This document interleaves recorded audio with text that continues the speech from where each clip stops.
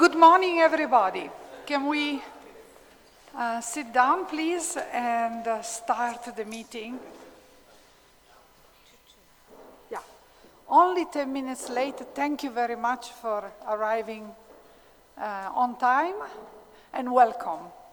So we have few logistics or agenda remarks by Dr. Marcatelli. Thank you, everyone. No, just very simple. You should have all signed the register at the entrance, and then also have received a nice name tag to put your name on, and make sure that we all know each other's name. It's a very packed agenda this morning in particular. Well, both days, but so please, especially the speakers, a gentle reminder to stay within your allocated time. Also to leave, of course, more time for discussion, right? So that's the point. We're going to start right away, and then just for those of you who need coffee, there will be a coffee break at 11. So just please bear with us. And that's it. Yeah, for me, it's all that I wanted to say. If you have any practical questions, anything also, if you're presenting and you're not sure how something will work, just come and ask, okay? That's me and those guys over there who are in charge of the all technical IT equipment. Thank you. Are we connected with external people? Everything is correctly connected? Do they see the screen from outside? I just wanted to check. Okay, and the registration of the meeting is on because we have people asked us to have the registration so they can see it later. Okay, so then we definitely start, and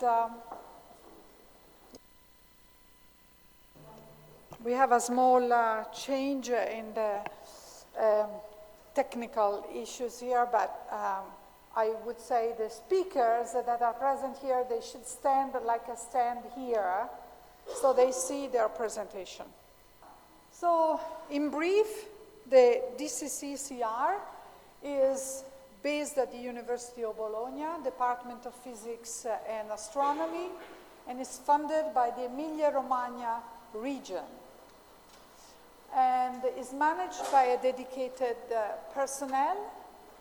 We are still 3 out of 6 that we should be, and we are recruiting, so please,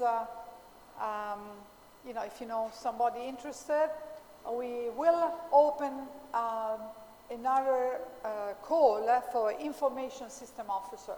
Thematic focus of the Decade Challenge is number 6, increase community resilience to ocean hazard.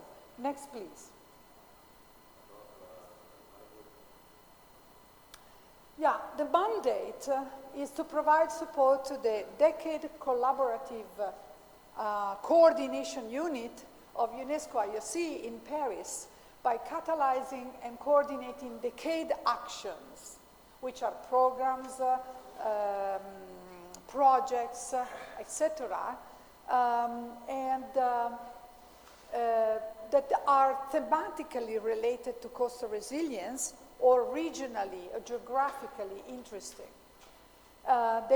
We should provide a technical, logistical, and financial support for stakeholder engagement, catalyzing new decade actions, communications, resource mobilization, and monitoring and reporting. This is another thing that yesterday we didn't specify, but mostly of reporting is done for these so-called primary affiliated projects, more than the discussion that we had yesterday, that could involve more than that. Okay, next please. Yes, the workshop today is jointly organized by Coast Predict and DCCCR to start meeting stakeholders and advance in the concept of coastal resilience. Discuss existing practices in integrated coastal management which is mainly developed under Coast Predict, and Marine Spatial Planning, which has a long history at UNESCO IOC. And then introducing DCCCR UN Decade programs that, and seeing what they think they should contribute to coastal resilience. And then next one, please.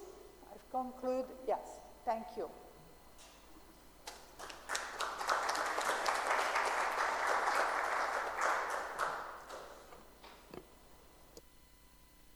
Okay, so now we should have someone from actually the Decade Coordination Unit, Alison Clausen, who is going to present online, give an overview of, again, the Ocean Decade and especially the role of Decade collaborative centers, such as the one for coastal resilience to us. So I'm just going to check with the people in the background if Alison is online. Okay, I'm just going to go ahead. So tell me if the audio drops out. But it's an absolute pleasure to be here. My name is Alison Clausen. I'm the Deputy Coordinator of the Ocean Decade, based within the Decade Coordination Unit in Paris. I wish I could be there with you in person, of course, but unfortunately, it wasn't possible this time around. But we'll need to make it happen at some point in the future. I wanted to start, first of all, by thanking the University of Bologna and all the partners for really coming to us with the proposal for the Decade Collaborative Centre, and a huge congratulations for making this idea a reality. We're so thrilled to be working with you. And your Decade Collaborative Centre, as part of the growing network of Decade Collaborative Centres and Coordination Offices, are really essential to the impact and to the success of the Ocean Decade. So a huge thanks, a huge congratulations. I have collaborative centres are really contributing to the impact of the decade now, and then looking forward over the next sort of 12 to 18 months. So this infographic, I won't go through it in detail. I'm sure you've all seen it on our social media and in different reports over the last few weeks. But essentially, this is the 2022 snapshot of the Ocean Decade. So we're after 2 years of implementation. And you can see that things are growing very, very quickly. There's an amazing amount of energy, of whether that be in the programs and the projects that are being put forward, whether that be in the stakeholders and the partners and the working groups or the individuals who are part of the Ocean Decade Network. And of course, all momentum, including national decade committees, regional task forces, implementing partners, means that as the Decade Coordination Unit, we need more and more support and partners to really help us achieve impact and coordinate the decade. And of course, this is where the Decade Collaborative Centres and the Decade Coordination Officers play such a key role. You can see in this graphic here that below the Decade Coordination Unit, that network, that growing network of Decade Coordination Officers and Decade Collaborative Centres, including, of course, this centre focusing on coastal resilience, are really starting to cover geographies and many of the key themes of the decade, and are starting now as these really starting to build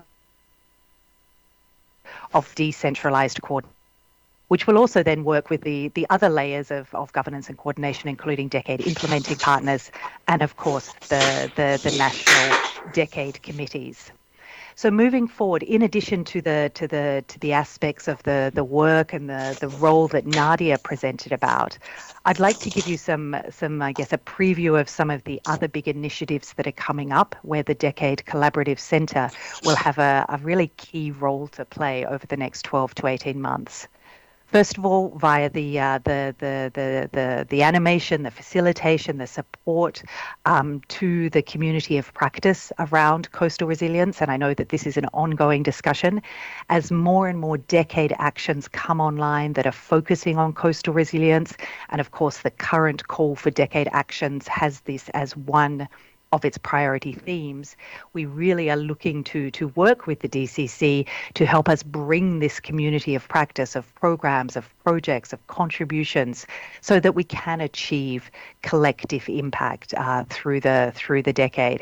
And so this community of practice will be a largely online, voluntary platform, but where endorsed decade actions that are looking at coastal resilience issues can come together.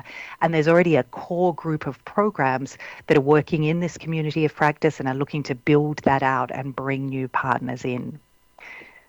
We'll also be, and this touches on the issue of monitoring and reporting, and of course many of you who are involved in Decade Action saw that the first iteration of the monitoring and reporting framework was rolled out just last week, and of course the DCC has a role in helping to support the implementation of that framework.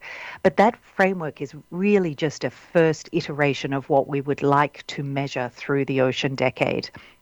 So progressively, we're going to be building on that initial M&E framework, and we're going to be setting a broader collective strategic ambition for each of the Ocean Decade challenges, looking at each challenge and asking what is our collective vision of the end goal for this challenge, and how do we measure progress towards it.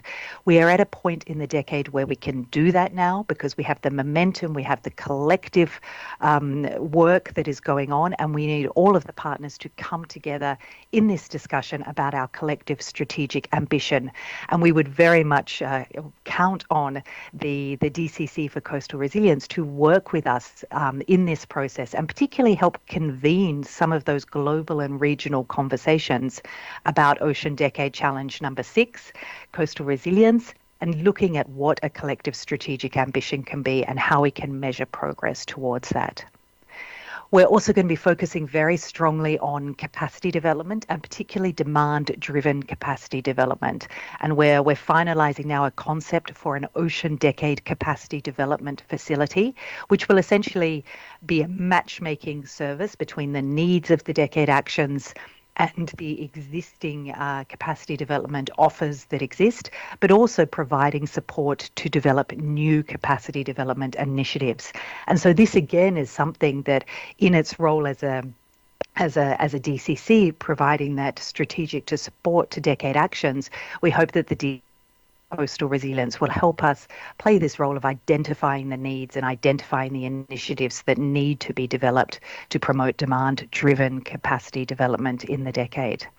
There's a Africa roadmap, which is now released. There is an Africa task force that has been established. There's a lot of work going into training and capacity development around co-design. And we're working hard with partners across the decade to look at ways in which we can really increase the engagement by African partners and the resources that are available. Coastal resilience is one of the priority areas of the Africa roadmap, and it's certainly an area that we would like to see be built into programs and projects in Africa, and having peer-to-peer support and coordination and those opportunities for exchange and collaboration through the DCC will be an important part of making that a reality for Africa. And then as a final slide, I think many of you have heard about the second International Ocean Decade Conference through the expression of interest that we put out last year. I'm very happy to informally announce, although there will be a formal announcement of this in coming weeks, that the second International Ocean Decade Conference will be held in Barcelona, Spain, next year in late April or early May. This is going to be a really key moment for the decade because it is after the kickoff conference that was so generously hosted by Germany as a series of online events. This will be an in-person gathering where we're really going to have the community come together for the first time in the course of the decade to take stock, to look at the strategic ambition for each of the ocean challenges, and really set a roadmap and priorities for the future. So again, we'll be looking at the DCC to help shape that conference, be engaged in the planning, lead certain sessions, bring partners in, support decade actions to get involved. But it's going to be an extremely important event. So keep an eye on our social media channels because dates will be announced very, very soon, as well as the first information on how you may be able to get engaged in the planning and, of course, attend that. So I'll leave it there, but as you can see, a lot of very strategic roles for the Decade Collaborative Centre to play. Again, thank you to University of Bologna and all the partners for the support. Thank you to Nadia and the team for your active and ongoing collaboration and engagement. We have a big challenge for the next year and year and a half, but over the remaining 7 years of the decade. But I'm confident with structures like these and partners like these, we will be able to achieve that ambition. So thank you very much. I'll be listening into the rest of the workshop presentations. Thank you. Thank you very much, Alison. As usual, very inspiring. If there is some quick questions for Alison.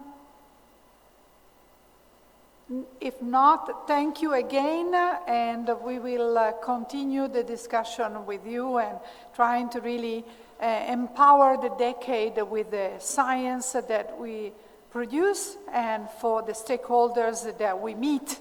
And hopefully the DCCCR will really help on the coastal resilience. Okay? So maybe we go now next to the second part of the morning, which is still the first part of the morning. We have stakeholder presentations, just to set the tone of our DCC and the importance. Yes. And we have as moderator Helen Kizenga. Sorry for my... No, you should sit here. Absolutely. Yeah. Here, please. Okay, let me take, this one. Good morning, everyone. My name is Helen Kizenga, and I'm from the University of Dar es Salaam in Tanzania, and I'll be moderating this session. So this session has 5 presentations, and we have 1 hour, so we'll be using 10 minutes each. And I ask the presenters to keep time because we have a very tight schedule. And then if you have any question, we will have a 10 minutes general discussion at the end. So we will start right away. Our first presenter will be online, and is Mitchell Hurley from the University of New South Wales, who will be talking about the CoastSnap, a global citizen science project to monitor changing coastlines using smartphones. Mitchell, you are welcome, if you can hear us. Thank you very much for the introduction. My name is Mitchell Harley. I'm coming from Sydney in Australia. I'm from the University of New South Wales, and I'm going to talk to you about a project called CoastSnap, which is a global citizen science project to monitor changing coastlines. So what is CoastSnap? So CoastSnap is a very simple idea. As you can see on this screen, it's basically a piece of stainless steel, a camera cradle that we install on coastlines. And with that, we ask the participants or the community to put their smartphone into the camera cradle and take a photo. And because it's always at the same location, over time, what we can use this photo is to track coastline change. So it's a very simple idea, and it's really good in promoting community engagement, education and interaction in terms of understanding our dynamic coastline, as well as things like monitoring beach health and coastal change. But behind this very simple idea are some quite powerful algorithms which allow us to, as scientists, to actually get really valuable information to help manage our coastlines. And so what powers CoastSnap is this technology called photogrammetry, where we basically take everybody's photo, as you can see here, and we have things called ground control points, where we actually go and survey the positions of these points in the image. And by knowing the coordinates of these ground control points, we can then apply our algorithms to convert each community photo into a bird's eye view, as though it's taken from an aerial photo or satellite or things like that. Now, once that it's in that view, we can then identify the shoreline position through some algorithms that we have developed. And of course, with this technique, we take into the tide, and so with this, we can start to measure how our coastline is changing over time. To give you an example of how this technology works, this is one of our sites in Sydney in Australia, and this shows 1 year of beach changes at our site with images all collected by the community.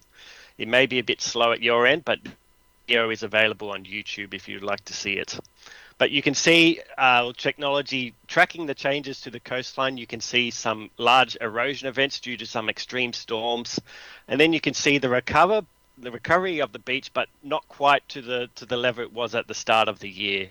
And that really is good at measuring how resilient the beaches are to extreme storms, sea level rise, climate change, and so forth.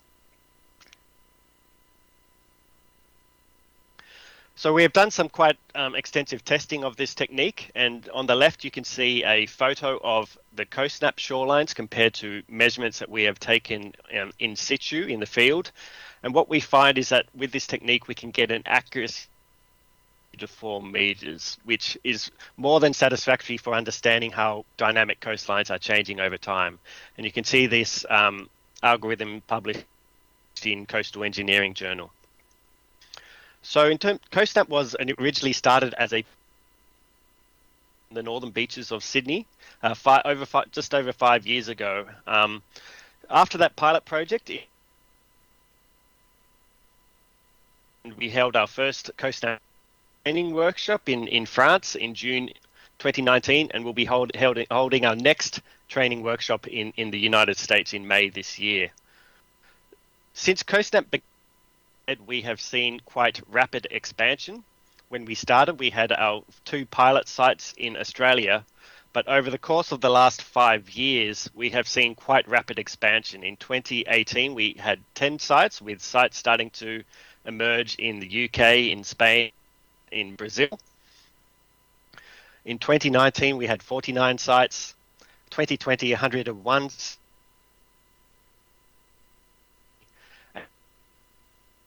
We had 276 sites. In fact, we actually have over 300 sites now in 24 countries. And you can see CoSnap stations on every continent, particularly focused in Europe, South America, USA, and Oceania, Australia and New Zealand. Here's an image of the community collecting photos from our range of sites across the global network, and used to collect these images.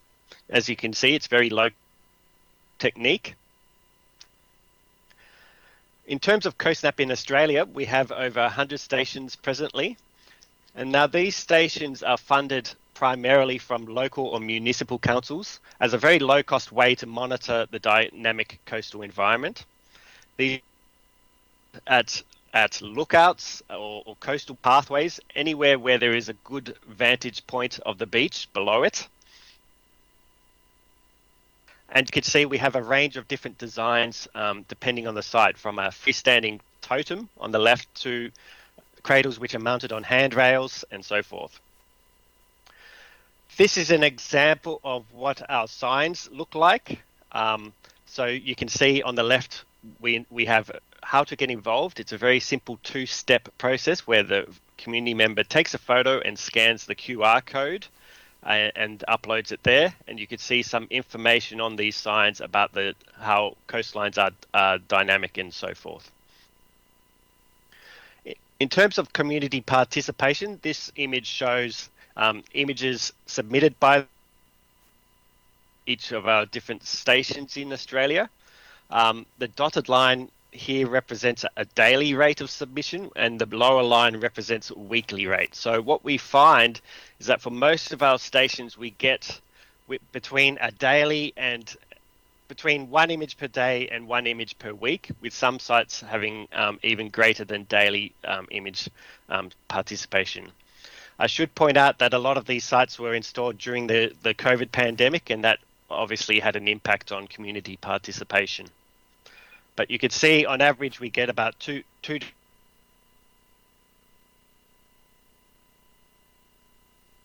having more than daily image submissions.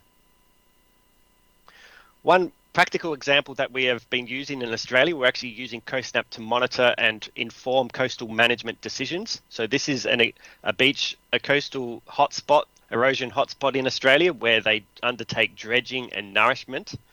And the local council has actually installed the CoSnap stations at different locations of the dredging. So basically, when the shoreline identified by the CoSnap station, by the photos taken by the community, exceeds a trigger shoreline, then that is a trigger to then dredging and hotspot. So that's a really good example of the community collecting the data to inform decisions which are impacting the community.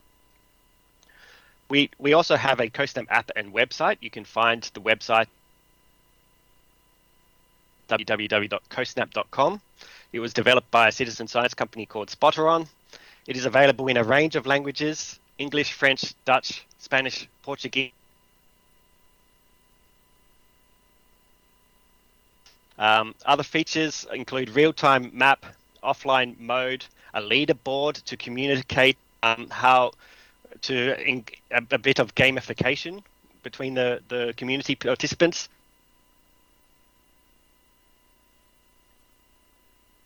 Opt-in, and different regions may prefer other methods to collect their photos.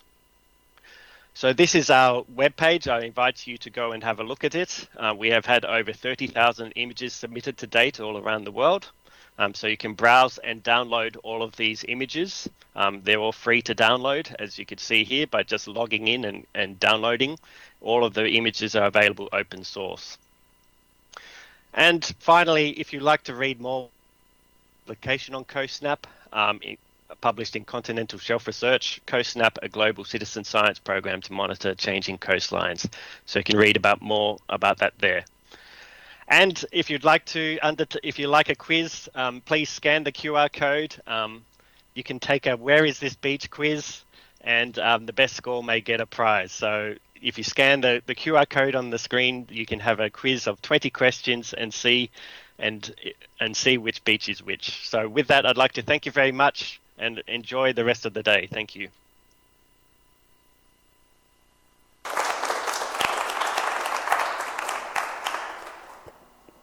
Thank you very much, Micho, for your presentation. Okay, good morning, everybody. I'm Andrea Valentini. I work at the Regional Environmental Agency here in Emilia-Romagna, and I coordinate the Coastal and Marine Forecasting Unit at the Bank Service here in Emilia-Romagna. So, what I'm going to present you is about a European project we are coordinating, and is related to adaptation to climate change. So it's named AdriaClim, and I will show you our experience, maybe, hopefully. Some doubt. Okay, next slide, please. Okay, which is the background of AdriaClim, which are the... Better? Okay. Which is the background of AdriaClim and what inspired us to propose this project.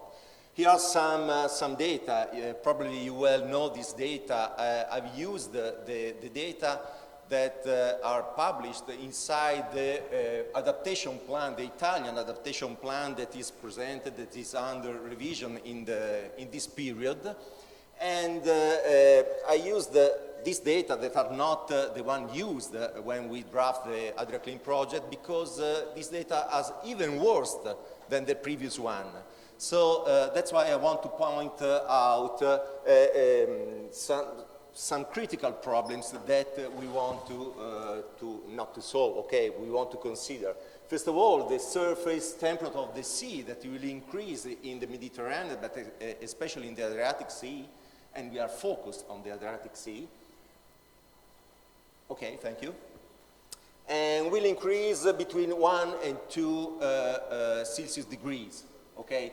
And with negative consequences that stratification that in combined with eutrophication can cause, of course, anoxia problems. Then the sea level will rise about 7 till 9 centimeters and will cause problems with coastal flooding, especially, and coastal erosion. Temperature and volume of the sea will increase salinity and will affect the aquifer and coastal territories. So all these problems need a strong and urgent measure of adaptation to climate change. This is also stated by the sixth assessment report by IPCC, and that states that adaptation plans and mitigation measures need accurate and usable information at regional and local scale. So regional and local scale is exactly what we are focusing on. Please, next slide. This is something that I captured from the IPCC report, the last IPCC report, regarding the key barriers that are, in general, we encounter. Okay, the first barrier we have is the limited resources. We all know resources, especially financial resources, but also human resources. Then there is a lack of private sector and citizen engagement. So there is a strong need of involvement, stakeholders, public administration, public sector, and so on. Insufficient mobilization of finance, lack of political leadership, okay, low sense of urgency, and I add the long and complicated authorization process of the Italian legislation. As you have to know that the adaptation plan was already presented in the last year, I think in 2017, but never approved as a plan, okay? So only after some disaster that occurred in the last month, we had an acceleration in this process, fortunately an acceleration, and now it's under review. Okay, there are also some limits. We have to consider the land resources, competition and trade-off with mitigation options and socio-economic developments.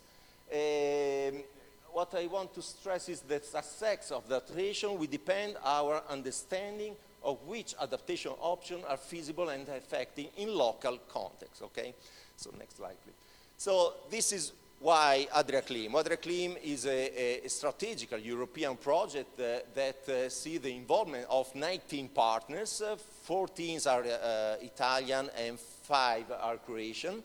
The duration was supposed to be 36 months, but we have an extension and will be of 42 months with a total budget of about 9 million euros, okay?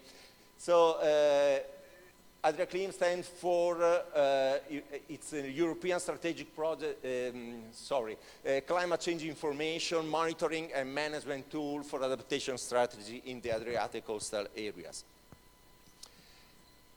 The objective of the AdriaClim, develop accurate information for the development of regional and local plans for adaptation climate change.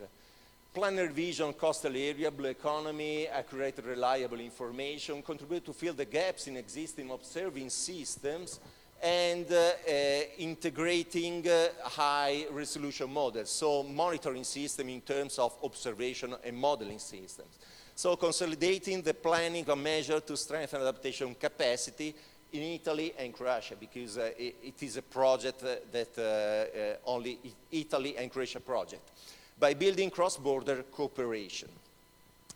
The main knowledge need addressed by AdriaClim, the availability of and ease access databases, and we are producing these databases of observation and modeling data. Reliable local information, new and up-to-date data set of climate change indicators, and we will see in a while. Regional and local scale, multidisciplinary cooperation. This is very important.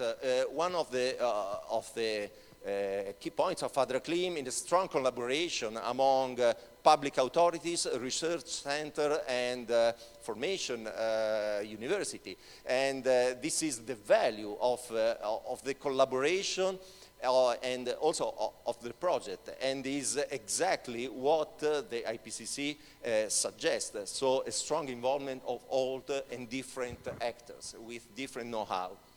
And the great collaboration, so we said, and participatory process.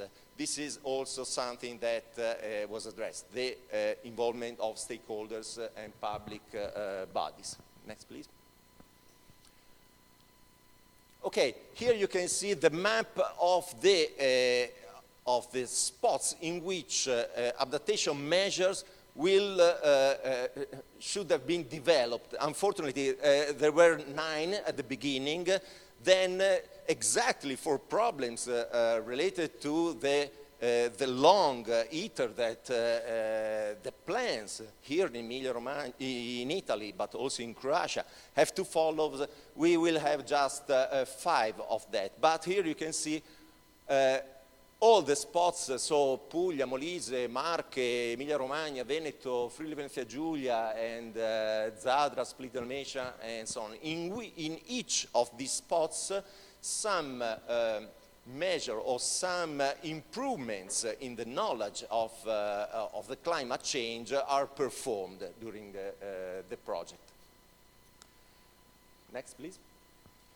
But how to achieve this data? How to have this high resolution to regional and local indicators and information? And what we are performing in ADRACLIM is a dynamic downscaling of global climate models to reach the resolution, the dimension of the local scale, okay? So we begin from the global scale, and through a dynamic downscaling of the meteorological, hydrological, and sea state as wave, ocean, and biochemistry models, we are trying to reach, of course, information that we can translate into local indicators. Because when the public authorities have to draft an adaptation plan, they have to know what is happening in their territory, okay? And most of the time, they do not have a tool, an easy tool to consult and okay, I will be clear. To retrieve the information and the indicators in the projection. So this is the general idea of the modeling system performed by CMCC and University of Bologna. Next slide, please. And the next one. So the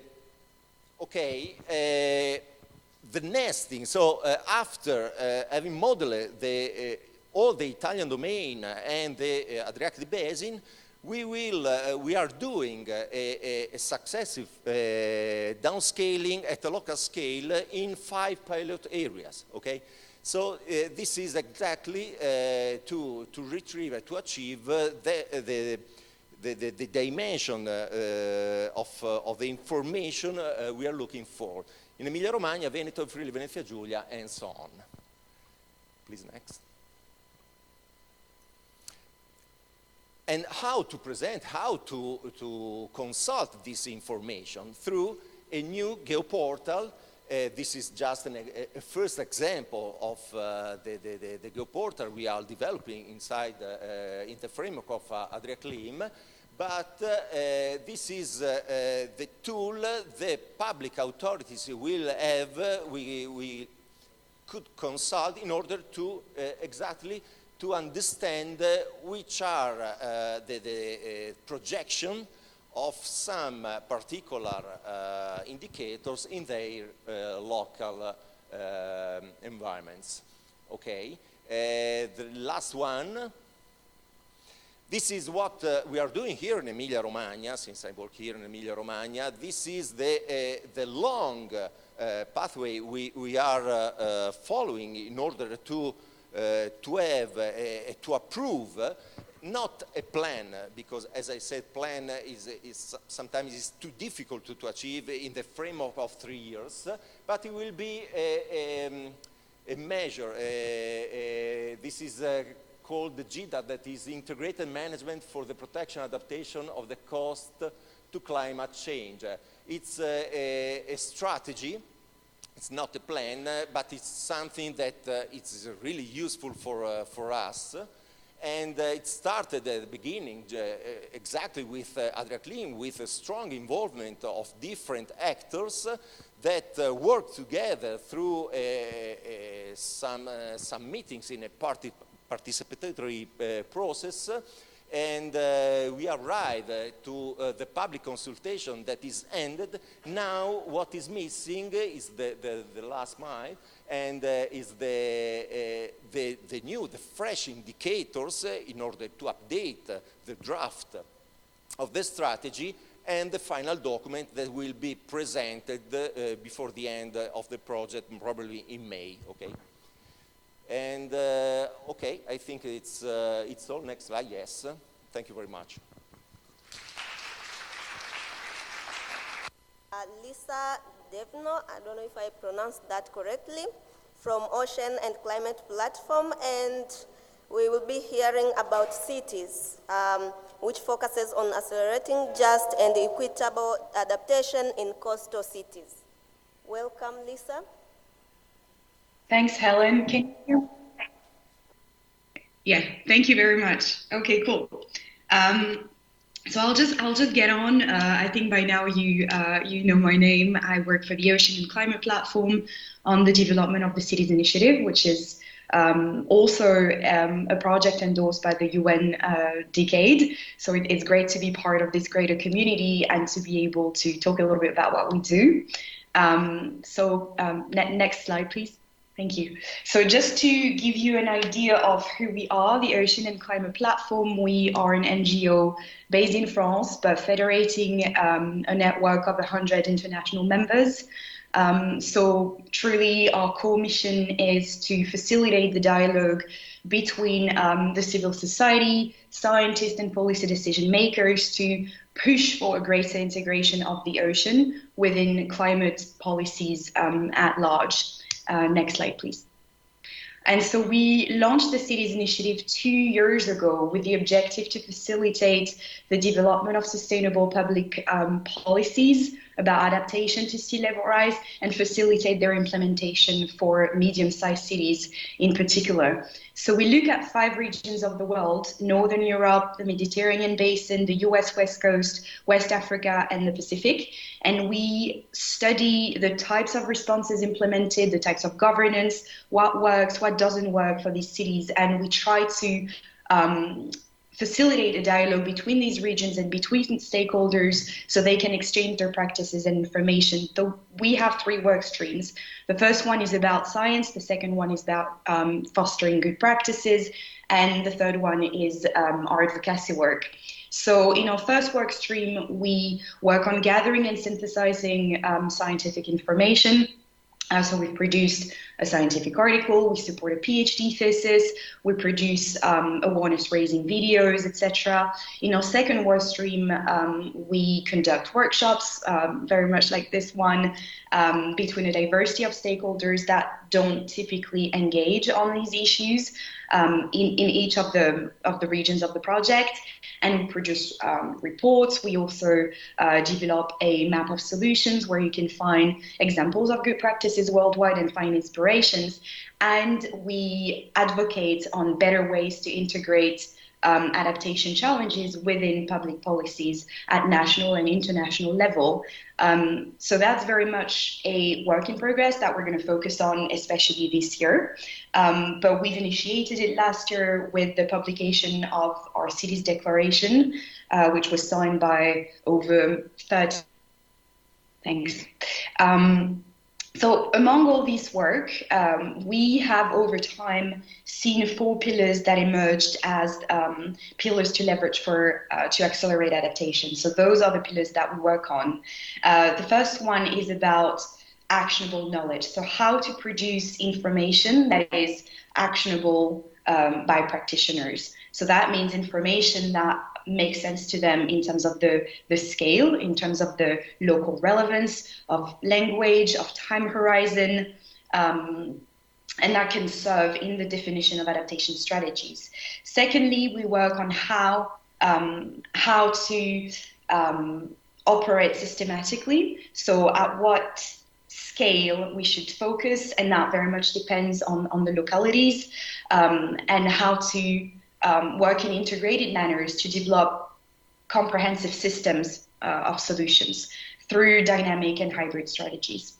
Of course, we also have a work stream on revaluing financing, so boosting finance both from private and public sources, but also how to streamline access to funding, because currently an overwhelming majority of local authorities do not have capacity to meet the required asks to access funding, and that needs to change.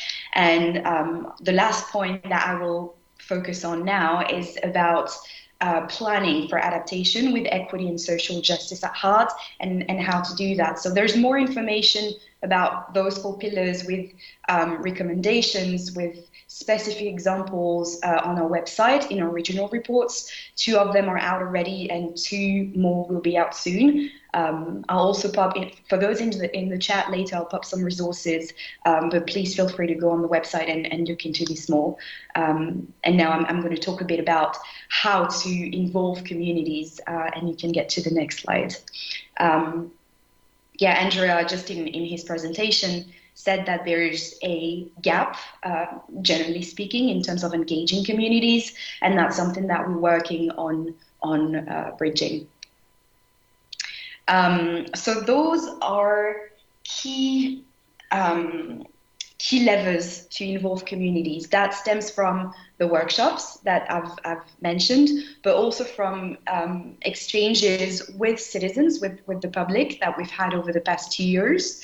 And so the first key is to include communities, residents in a visioning process.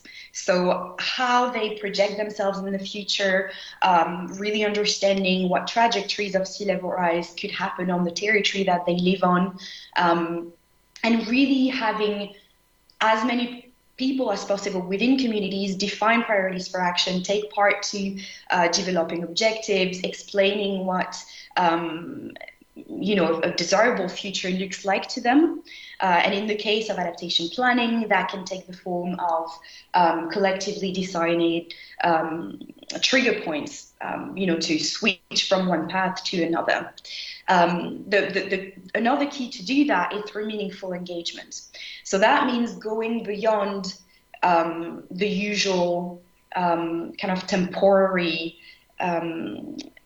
consultation that happens at very specific stages of adaptation planning, but instead involving communities at large as early as possible and throughout the process. And in doing this, good communication is extremely important. So it's really about choosing the language, the vocabulary that works for the community, and also the mediums, the tools to communicate. So in the US, for instance, there's a lot of cities experiencing with board games, with virtual reality, and trying to see how the community responds to that. So it's very much about understanding the community, and to do that, it's important to work in partnerships with community groups. And also creating opportunities for inclusive engagement. So that means taking consideration of time, of the language spoken within the community, of the financial needs as well, and trying to see if a financial contribution on the part of the city is possible. And so all of this requires time, a lot of time in the long run, and the dedication of substantially. So all this to insist on the fact that For us, transformative change is only attainable through community involvement. And that's what we argue throughout the paradigm that we push for. And just to wrap this up and use the remaining time that I have, I would like to just kind of take a step back and insist on two crucial needs of medium-sized cities at the moment, and that we could community, as this community working in adaptation gathered today, two levers that we could really action together is first the creation of groups for elected representatives to meet up. So this could be community of practice, this could be groups of other forms, but that would allow for the exchange of solutions, practices, of returns on experiences, of science, etc. And the second really crucial need is to better raise awareness amongst communities without scaring them, but finding the right tools to inform them and facilitate and enable their participation throughout the decision-making process. So I'll stop there. Thanks so much for listening and for bearing with me with the technical aspects. I had to brush over a lot of things, but I'm happy to take any questions later on. Thank you.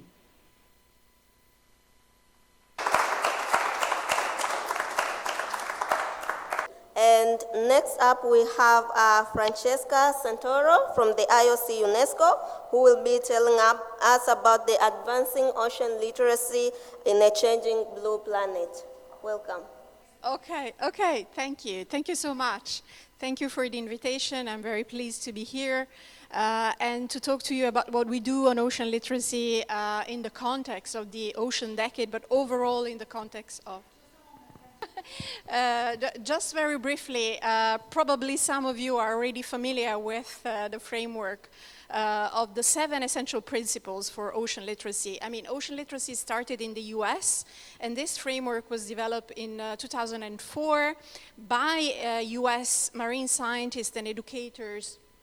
So, as I was saying, this framework was developed by US marine scientists and educators. And the initial idea was really to develop a framework that could help teachers and educators in the US to include marine sciences concepts in curriculum frameworks, in the K-12 frameworks. So this has helped throughout the years to really set the scene for what we are doing on ocean literacy. But what I wanted to say here in this context is that we are enlarging much more the scope of ocean literacy for something that is done for formal education and school and curriculum frameworks to something that applies to the society as a whole. Next slide. So what's the role of UNESCO in the context of the ocean literacy activities? Of course, UNESCO, as you know, is the UN organization for science, culture, and education. So having within UNESCO both IOC with the mandate of ocean science and the education sector, of course, makes it the perfect institution to work on ocean literacy and also to promote this idea of ocean literacy as a tool, as a framework for to promote sustainable development. Next slide.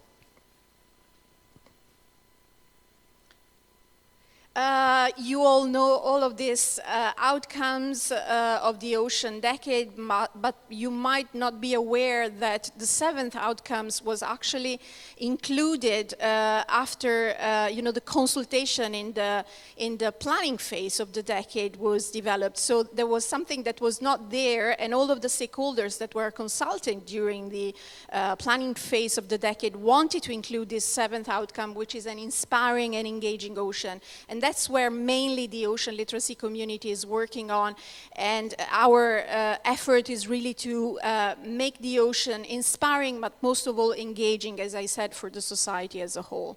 Next slide. So, of course, I couldn't help quoting Sylvia Earle when she said that by far the greatest threat to the ocean and thus to ourselves is ignorance. So ocean literacy is there to really bridging this gap. A lot of people are not aware of the importance of the ocean for climate, for health, for food.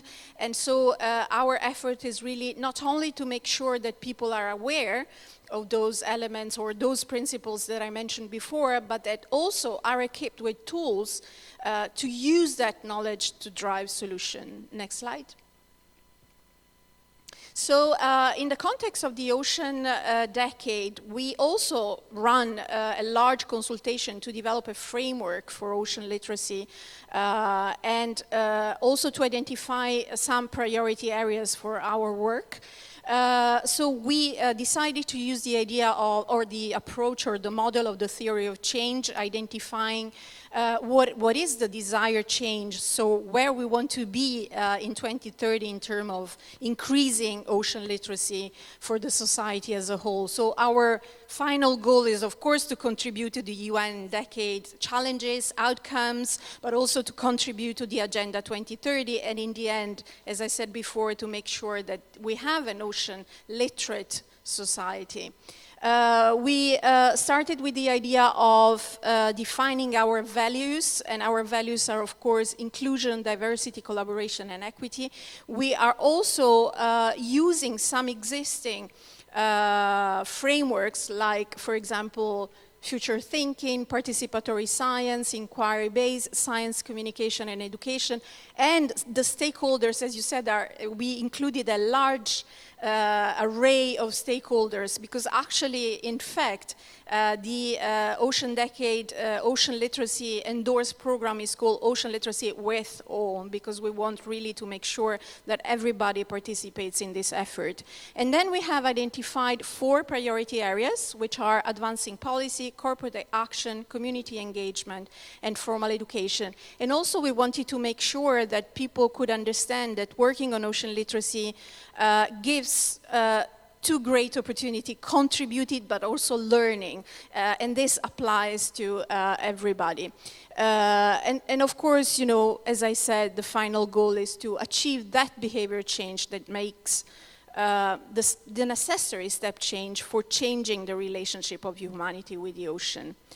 I'll bring some examples of what we have been doing so far in terms of ocean literacy on those priority areas. So next slide. So in terms of advancing policy, a year ago, on the 24th of January, which is the International Day of Education of last year, we launched our proposal for a blue curriculum. So we developed a toolkit for policymakers to include ocean literacy in curriculum frameworks in a structured manner, from early childhood to university level. We had also the chance, just a month later, to have the One Ocean Summit organized by President Macron in Brest, and our Director General called to our member states to include ocean literacy in all curriculum frameworks by 2025. Quite an ambitious goal, but we are working towards, especially working with those member states who are maybe more ready than others to start this process. We also had a first training during the UN Ocean Conference, and we are working really closely with our education colleagues in UNESCO to make sure that this process can lead to a successful outcome. Next slide. We also work a lot in terms of formal education. We have a good practice that was mentioned again by our Director General as one of the best practice of private sector, working with organizations, working with schools. We developed an educational program involving more than 1,000 high-level students from all around the world, and we asked them to work on the Ocean Decade challenges, and they proposed projects on how to work on how to tackle those Ocean Decade challenges. Next slide. We work a lot with the private sector, more and more. This, for me, is really the innovation that I've seen and I've experienced myself in the last year. The private sector is ready to work with us, is on board. They don't want to be seen as the problem, but part of the solution. So we have developed with them a lot of activities, including a number of marine ecosystem restoration projects. We have developed a training for the private sector, for the finance sector, and we have launched last November a Blue Friday, which is an alternative to Black Friday, trying to promote a link between SDG 12 and SDG 14. And in only a few days, we are inaugurating the Asilo della Laguna, the kindergarten of the lagoon in Venice. Again, on the 24th of January, International Day of Education, we are involving 120 kids from pre-primary school in Venice to work on ocean literacy and outdoor education. And again, this project is funded by a corporate. Next slide. And finally, as far as regards the community engagement, on the occasion of the pre-COP26 that was organized by Italy, we developed our exhibition, which is called Ocean and Climate Village. It was developed by scientists, by designers, by artists to present the topic of ocean and climate in an engaging and inspiring way, so going back to the seventh outcome. The exhibition is a traveling exhibition. We had it in Milan, we had it in Venice, we are bringing to Naples, we are probably bringing to Lecce very soon, and this is also an invitation for anyone who is willing to have our exhibition. We organized during this event workshops with schools, debates, talks, so it's really, again, an engaging way of making people more aware of the importance of the ocean and making sure that then they take actions. Next slide, and I finish here, and I'm happy after to take some questions. Thanks a lot for your attention. And now we welcome our last but not least presentation from Alessandro Silvani of University of Bologna. Which will be on the environmental challenges to sleep health in coastal communities. Welcome.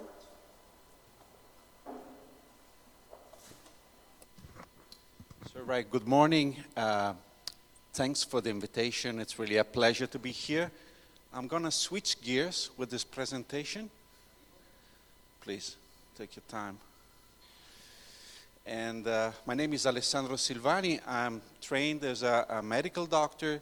I hold a PhD, and I am associate professor of physiology at the University of Bologna. My areas of expertise are sleep and the autonomic nervous system, and I currently chair the scientific committee of the European Sleep Research Society and that of the Italian Association of Sleep Medicine. So my task today is to talk about environmental challenges to sleep health in coastal communities. Next, please. Thank you. Right, so what's sleep health? Sleep health is a relatively new concept. As we shall see, actually it has been developed already, it has been discussed for a few years now, but it really aims to go beyond the concept of sleep disorders, which are quite prevalent themselves. So obstructive sleep apneas occur in some 6 to 17% of the adult population. Insomnia, chronic insomnia disorder, affects 10 to 15% of the population. The restless leg syndrome, which is a sleep-related movement disorder, occurs in 5 to 6% of the population. So if you combine these percentages, sleep disorders are quite prevalent overall. And it has been estimated that the incremental healthcare costs of sleep disorders are more than $95 billion a year. So that's a staggering amount of money. Next, please. So what's sleep health? Sleep health is a multidimensional pattern of sleep and wakefulness that is adapted to individual, social, environmental demands, and that promotes physical and mental well-being. So that's a key word. So good sleep health is characterized by subjective satisfaction, appropriate timing, adequate duration, high efficiency, and sustained alertness during waking hours. What happens if sleep is not healthy? Well, it has been shown that unhealthy sleep increases mortality, and it increases the risk of diabetes, obesity, hypertension, coronary heart disease, as well as of dementia, cancer, depression, and that's important, impaired performance and accidents. Next, please. Very recently, just last year, the American Heart Association included sleep health in the Life's Essential 8, which is a list of the 8 key features, key modifiable lifestyle factors that impact on cardiovascular risk. And I should remind you that cardiovascular disease is the main cause of death worldwide, above cancer, above accidents, above everything worldwide. And again, borrowing from the Life's Essential 8 presentation, it's critical that the Life's Essential 8, including sleep health, target individual risk factors, but also have a social and community aspect that needs to be targeted. So that leads to my next slide, please, which concerns the geographic distribution of insufficient sleep across the United States. There is a paucity of information on what happens to sleep health in coastal areas versus landlocked areas. It's an understudied phenomenon. But taking this study, which just addresses one aspect of the multifaceted construct, which is sleep health. As you can see, in the West Coast and in the East Coast of the United States, the percentage of people affected by insufficient sleep tends to be relatively high.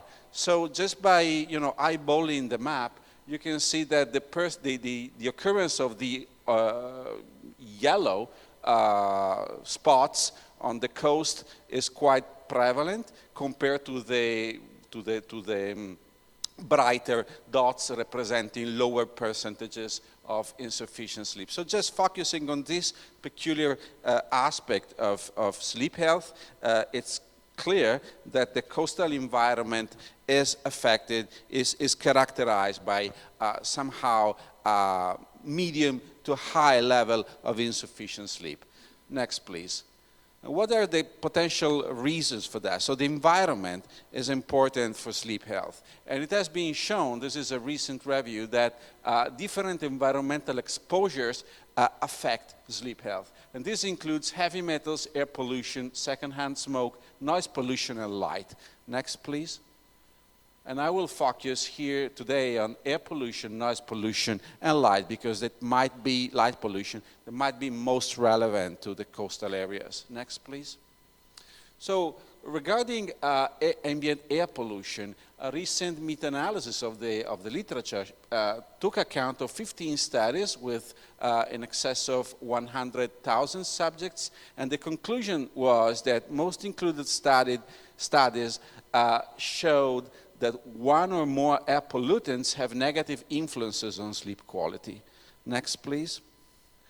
So is this relevant to coastal areas versus landlocked areas? Well, you tell me, actually, but my feeling is that really it depends. So it is an understudied phenomenon. It is not being subjected to a rigorous study, but just, eyeballing the maps. Thank you. So you may see that some coastal areas, including our own coastal area in the North Adriatic Sea, top left, may be characterized by relatively high air pollution.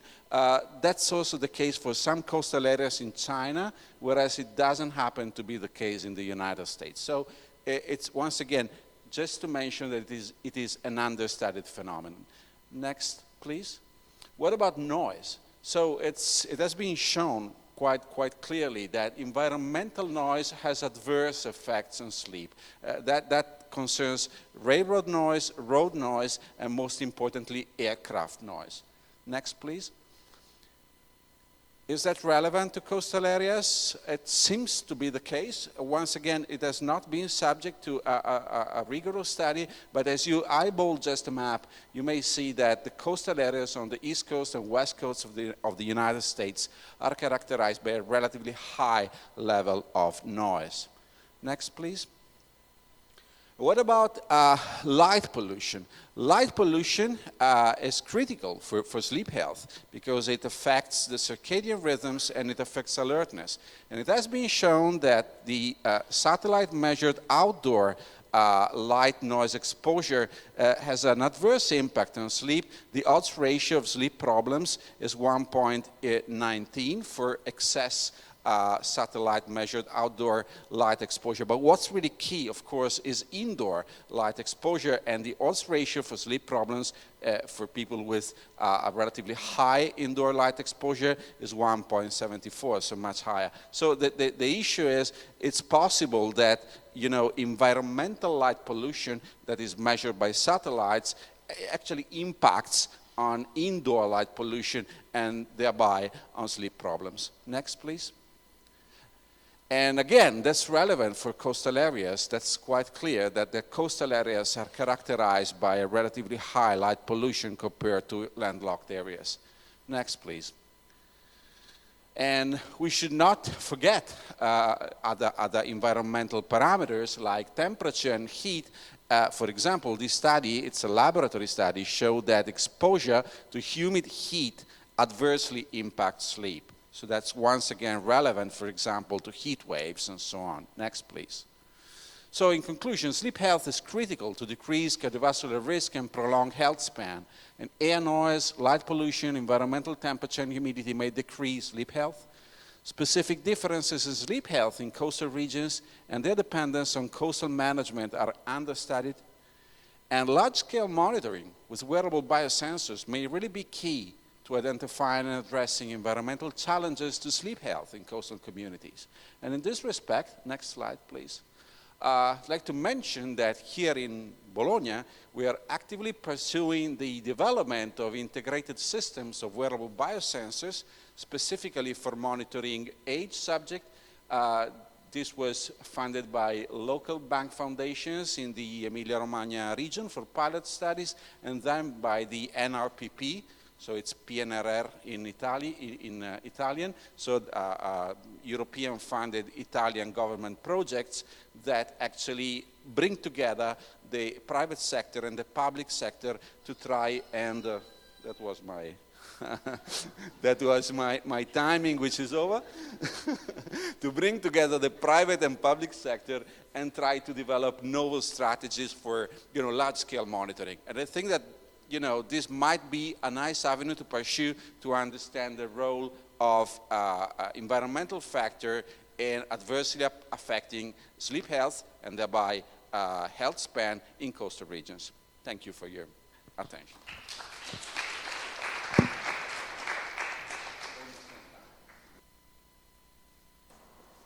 Okay, thank you very much for a very interesting presentation on sleep health. So now we will have a few minutes of general discussion. Yeah, very few minutes. Okay, and you can ask any question to any presenter that presented previously. So now I welcome the questions from the floor.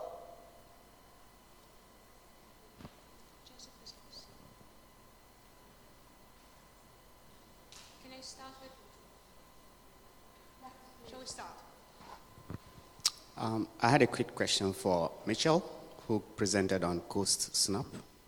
I was wondering if you could briefly tell us what goes into the algorithm for determining the shoreline. I think it's important for those of us in Coast Protect. I'm not sure the parameters that goes into determining that. I hope you can hear me. Thanks for the question. So to detect the shoreline, it's simply the difference between the red and the blue color channels in the image. So basically it uses the fact that most of the water most of the time looks blue and the sand has a lot of red color usually in it. And we use that to detect the shoreline. We've tried this technique on a range of different beaches all around the world, and we find it robust and it can detect the shoreline about 80% to 90% of the time.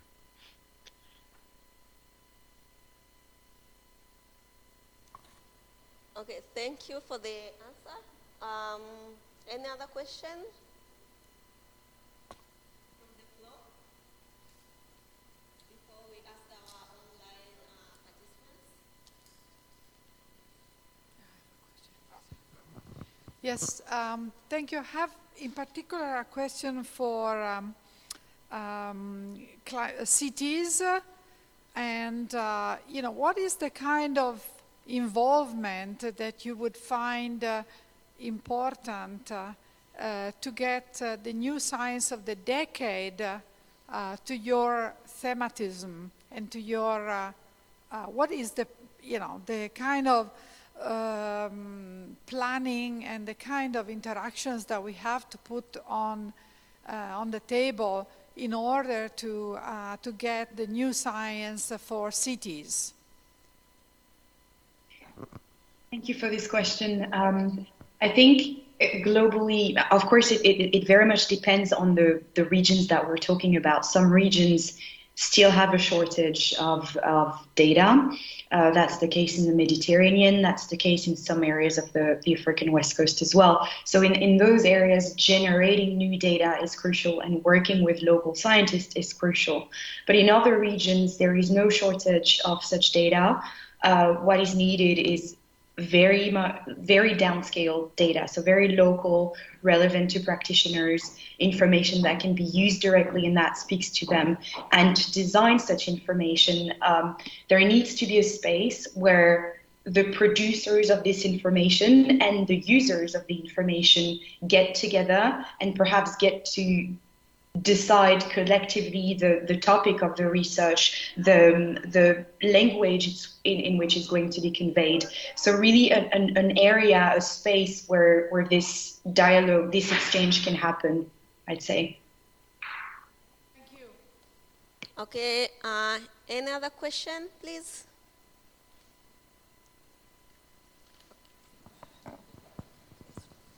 Yes, thank you for Francesca for the ocean literacy. Very nice presentation, thank you.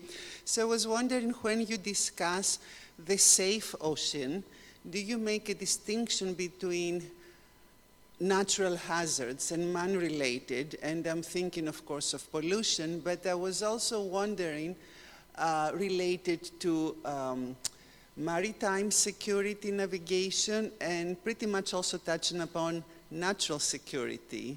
After all, you have, I don't know, Navy-related hazards. Thank you for your question. Do you mean when we explain the challenges to students? We mainly focus on sea level related hazards and natural hazards, yes. We did a series of lectures, we prepared a series of lectures on all the challenges, including, of course, the one related to natural hazards. And then they developed some solutions, according to what they could develop.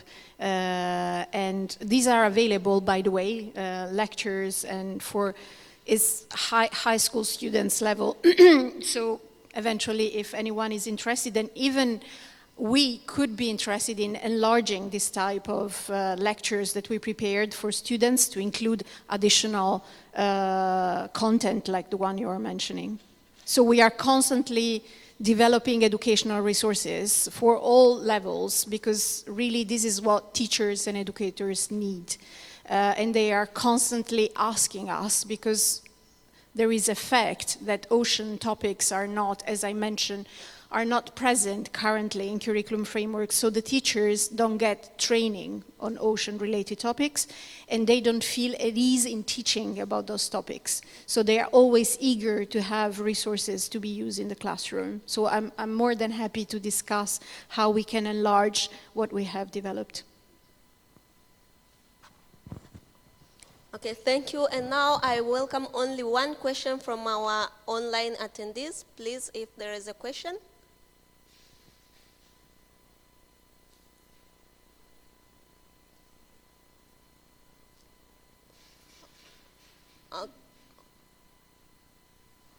You're welcome.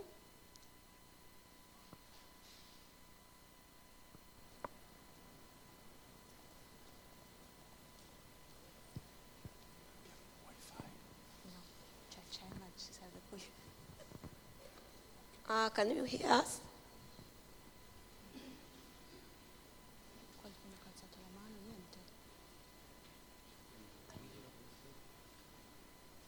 Can you put up your hand if you want to talk?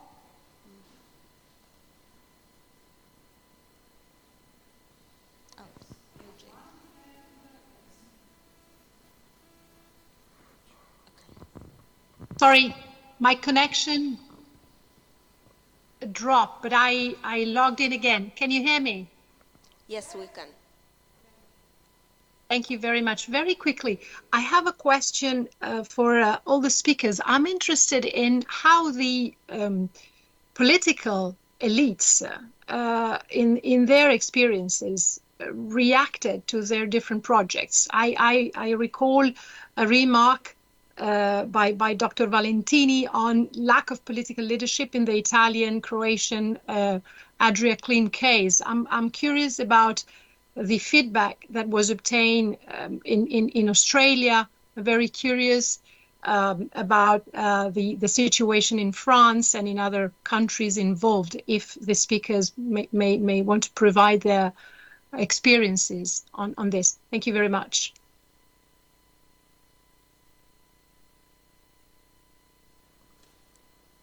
Valentin?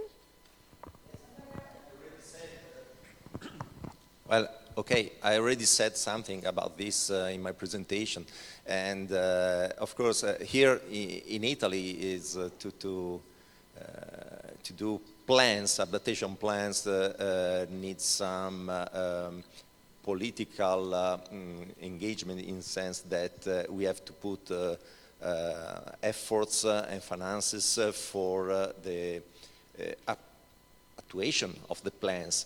And sometimes there are some delays and some constraints in this. So sometimes there's a gap from the idea on the willingness of doing plans and to act, the action of that.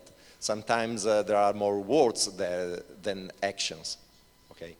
And also to reach the goal and to perform the actions, there's a long pathway to follow, and it's a little bit tricky. Okay, there are many obstacles, societal and political obstacles that have to be overcome on that. So there. We should have a really strong will in doing and to adopt adaptation plans, and we have to involve also stakeholders, because if we work on the coast, you know that there are some interests that are not come si dice, contrari, against each other. Okay. So there's not a common view of the problem. This is what happened here in Italy, but I'm curious to know about this in Australia, France, as you asked. Thank you. Okay, this is the end of our session. Thank you very much for the presentation and the discussion.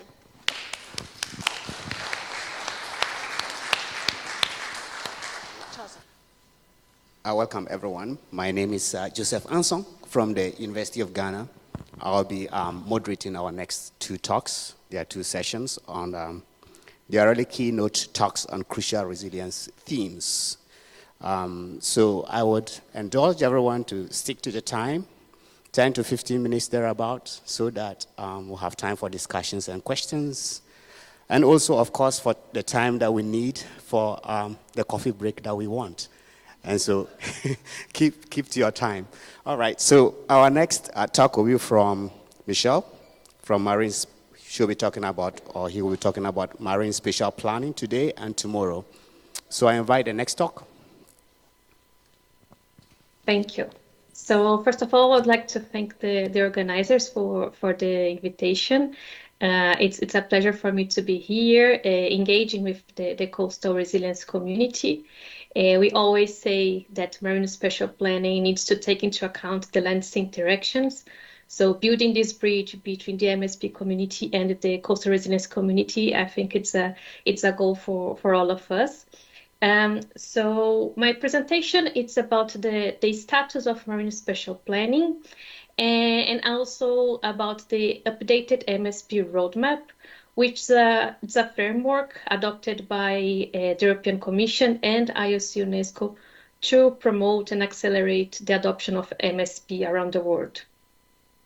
So before talking about today and tomorrow, I'd like to give you a bit of background context.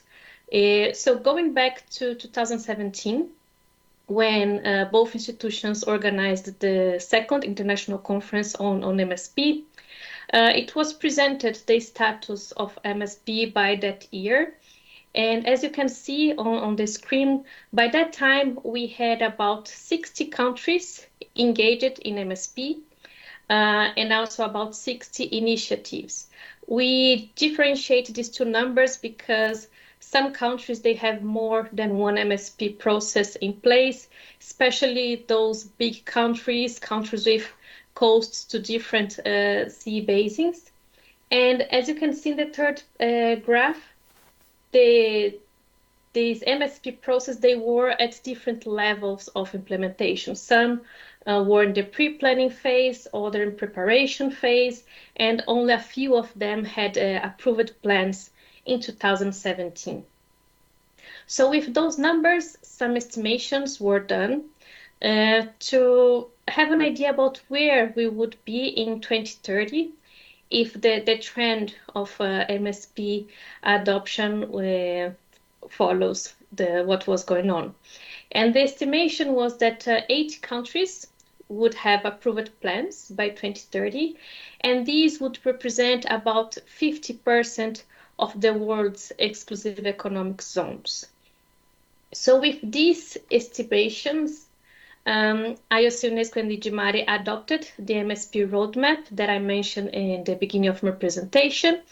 And this roadmap has a target which is support the achievement of covering not 50%, but a more conservative estimation of at least a third of the global maritime areas under national jurisdictions with adopted marine special plans by 2030.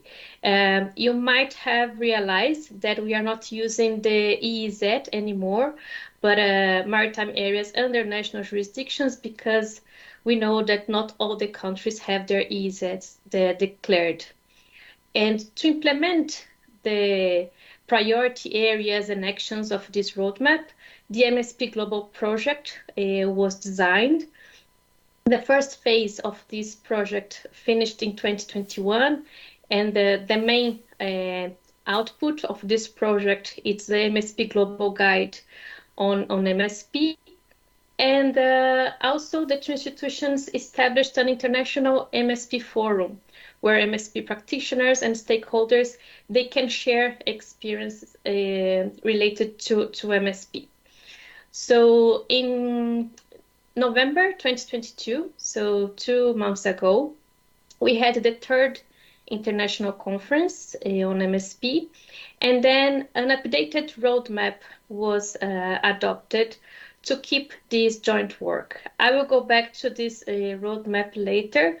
So before, I want to tell you how is the status of MSP now.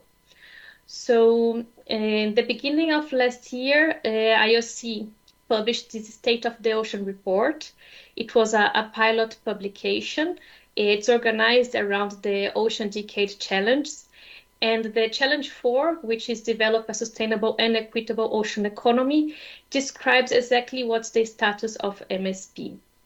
For this, we used the information from IOC survey with its member states, but also other sources such as the European MSP platform and governmental websites about MSP. And our result is that about 300 MSP initiatives from over 100 countries are engaged in MSP. So remember, in 2017, these were about 60 MSP initiatives and 60 countries. So we can see how MSP is growing exponentially. And we moved to 38 countries with approved plans, some at national levels, others subnational or local scale. And In 2017, most of the MSP process, about 40%, they were in Europe. And nowadays, this means 30%. It doesn't mean that Europe is doing less, but it means that the other continents are doing more on MSP.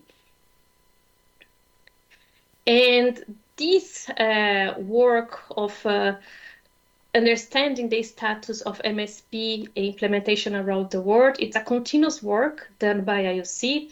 We last year we also sent to the member states again a survey for them to report what's the status of MSP. We have the results of this survey in our website, the mspglobal2030.org website, where you can find country profiles for each continent, explaining a bit the status of MSP in each region. And although it was this survey was sent to the member states last year, we are still getting some answers. So we hope to have new country profiles available soon, because after the international conference, some countries decided to also submit their answers for us to have a better overview. So let's talk about the tomorrow. Let's build this tomorrow that we want. So this is the updated MSP roadmap. It's a 5-year roadmap, and it has 6 pillars. 3 cost-cutting pillars, which are knowledge support, capacity development and awareness, and transboundary cooperation, and 3 thematic pillars: climate smart MSP, marine protection and restoration, and sustainable blue economy. So these are the priority areas for the joint work between IOC and the European Commission. So tell you a bit more about each of them. So regarding knowledge support, this priority area aims to contribute to the development of new knowledge, tools, and analysis towards knowledge-based MSP, where comprehensive and integrated data and information is available and used by the decision makers. We have 3 actions related to this priority area, which is data for MSP, co-develop new MSP tools to support the analysis, and also the action 3 related to promote MSP-related projects within the framework of the Ocean Decade. The second pillar, capacity development and awareness, aims to keep accelerating MSP implementation around the world, contributing to knowledge exchange and transfer, while enhancing awareness of MSP. We have 4 actions related to that. So the first is to assess the needs and strengthen capacity of decision makers and stakeholders around the world. So this is related to trainings, for example. The action 5, it's to sustain the International MSP Forum.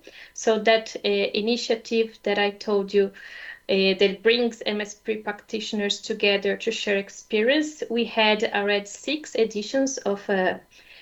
editions of this forum, and we hope to have the 6th edition this year. The action 6, it's about building a network of regional MSP forums and platforms, because of course that the International MSP Forum, it's very interesting to share experiences, but we know that the regional context is very important. So supporting the regional communities, MSP communities, to share experience about specific issues that are interest for the region, it's also an ambition of this roadmap. And the last action of these priority areas is related to develop resources to communicate and build societal awareness on MSP. So going beyond the usual stakeholders, but engaging the whole citizens in this type of marine policy. The third cross-cutting pillar is transboundary cooperation. And with these, we aim to enlarge the support to regional mechanisms that are or could address the development of transboundary MSP. Just remembering here that we are not talking about having necessarily a transboundary marine spatial plan, but having national marine spatial plans that are coherent across borders, because we know that what happens in a country affects the neighboring country. So the actions here are co-design transboundary MSP projects, integrate MSP into large marine ecosystems approach and mechanisms, and promote cross-border and transboundary cooperation in stakeholder involvement. Moving now to the thematic pillars of the roadmap. This is a new pillar that was not in the previous roadmap, which is climate smart MSP. And with this priority area, we want to promote and support the development and implementation of climate smart marine spatial plans. For that, first, we will need to understand better the impact of climate change on activities in the marine environment and the maritime domain. And with this type of knowledge and other knowledge that we already have, to co-develop guidance about how to embark on climate smart MSP. And for this action, I'm sure that the coastal resilience community has a lot to contribute. The other thematic pillar is marine protection and restoration. With that, we want to enhance the development of marine spatial plans that include measures to contribute to marine protection and restoration and to reverse the global biodiversity crisis. So the idea is that we should aim for sustainable development within the planetary boundaries. And the action here is to co-produce recommendations on the inclusion of nature protection and restoration in marine spatial planning. For example, how to connect MPA process with MSP process, which it's very common that these marine policies, they are led by different authorities. Finally, the last pillar is sustainable blue economy. And with that, we aim to develop specific tools about MSP for the maritime sectors, for these stakeholders, thus enhancing their engagement in the process and strengthening the link between MSP and the sustainable blue economy. We have two actions for that. That is co-produce sector-specific recommendations on MSP. So the idea is that we have two-way guidance. So what the marine spatial planners should know about the sectors and what the sectors should know about MSP. And the last one, it's about co-develop guidance to integrate MSP into sustainable blue economy strategies. So this updated joint roadmap, it's an initiative by IOC and Digimare, but we really want to engage other institutions interested in these priority areas to help us to deliver these actions. So if there is any of these pillars or actions that you think that your institution, your project could contribute, please do not hesitate to contact us. We're very happy to build new partnerships to deliver this roadmap. And thank you for your attention, and I remain available today and later on by email for any questions you might have.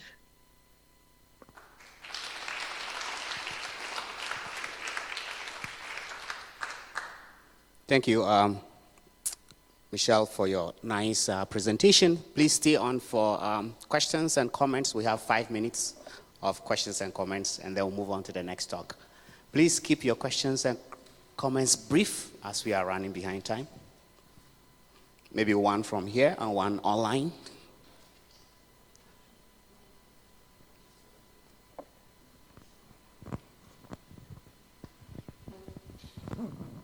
Hi, Samantha Sedlecki here from University of Connecticut.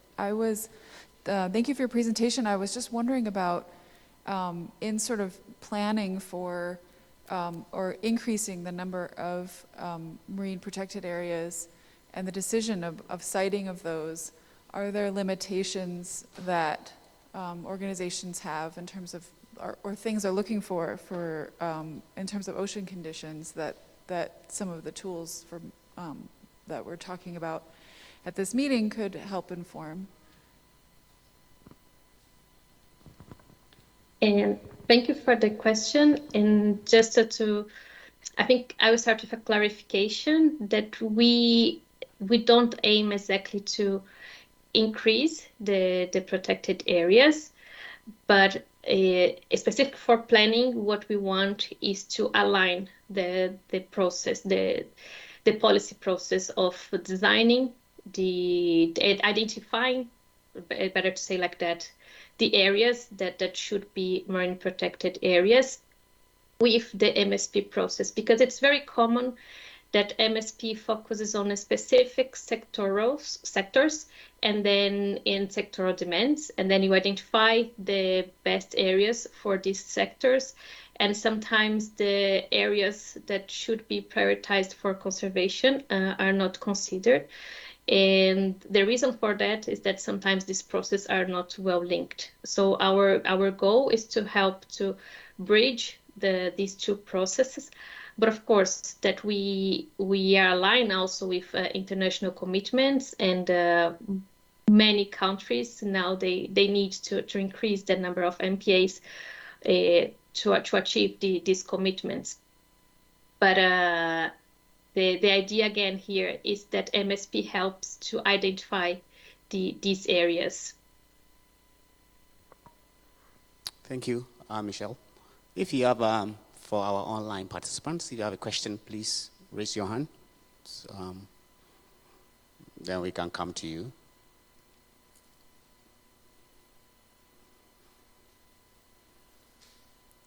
Otherwise, anyone here could ask the next question or comment?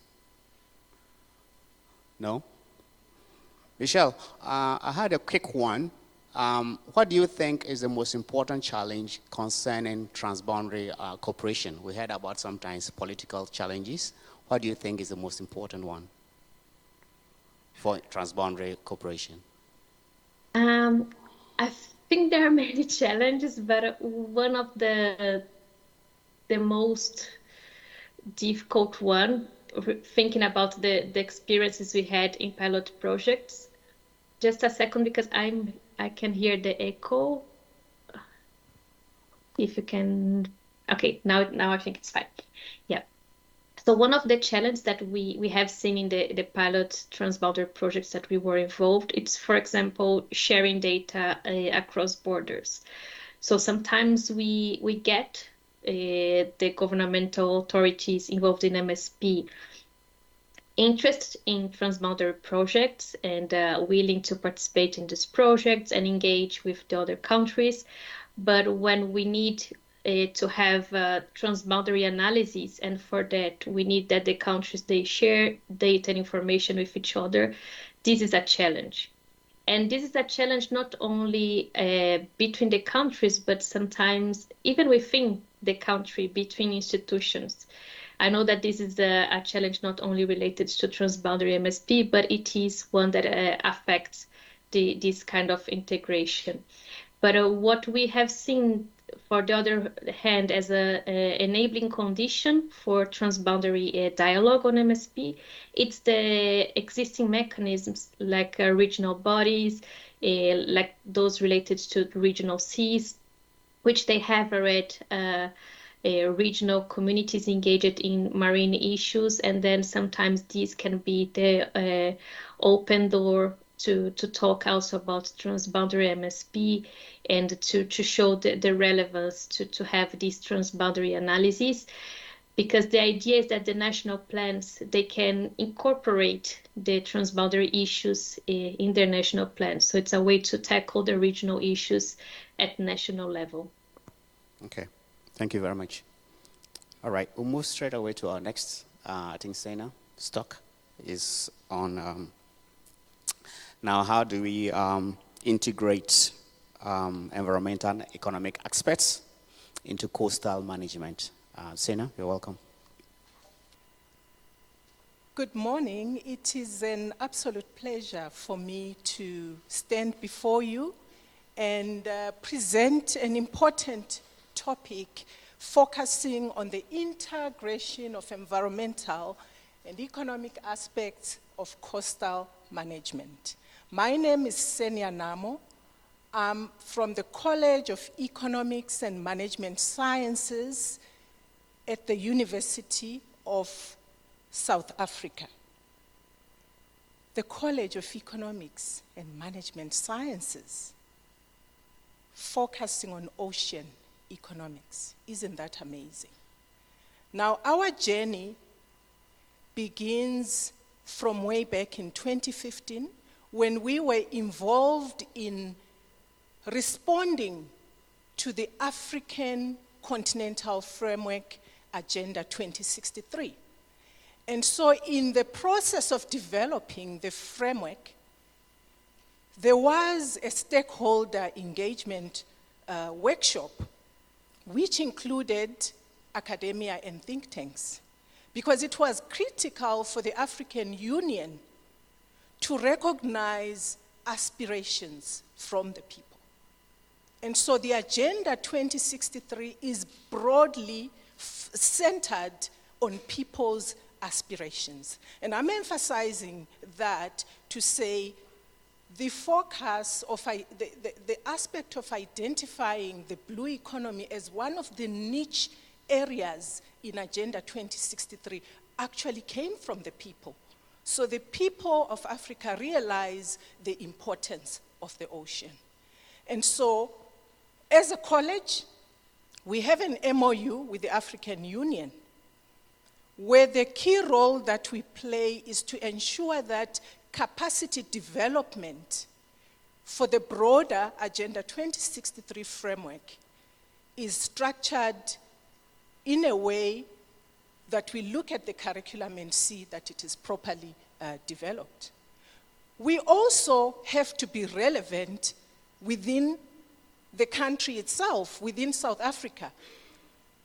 Looking at the National Development Plan and Operation Pakisa, which really focuses on the importance of the ocean economy, our college then has an MOU with KwaZulu-Natal, eThekwini municipality, that is Durban area, for those of you who may know that. So the role again at college level is to see that whatever policy development at that level, at the local level, we also come in and shape the critical discussion on the science policy interface.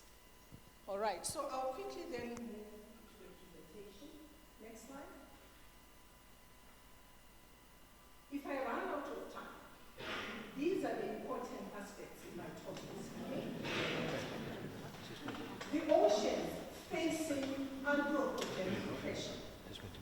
The system identification of ocean threats. Thank you. Multiple approaches and diverse methods. What are some of the priority areas in this broad subject? And in the context of cost predict, where my heart currently lies, how do we shape the research agenda to ensure that there is this meaningful collaboration of different disciplines coming together to ensure that our objectives are met successfully?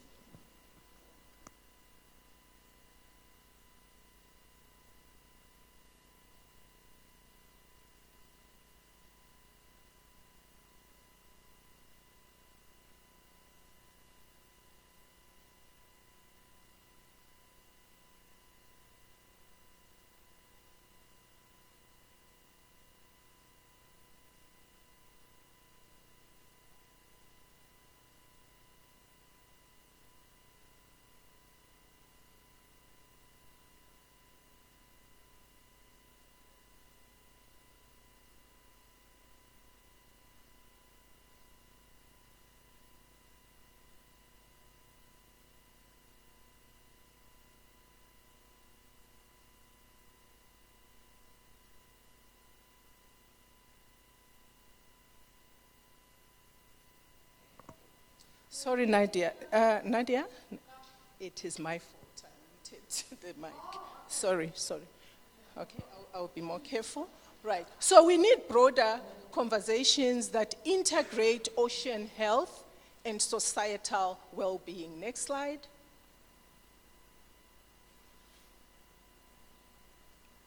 And so what are some of these compounding anthropogenic pressures that the oceans are facing?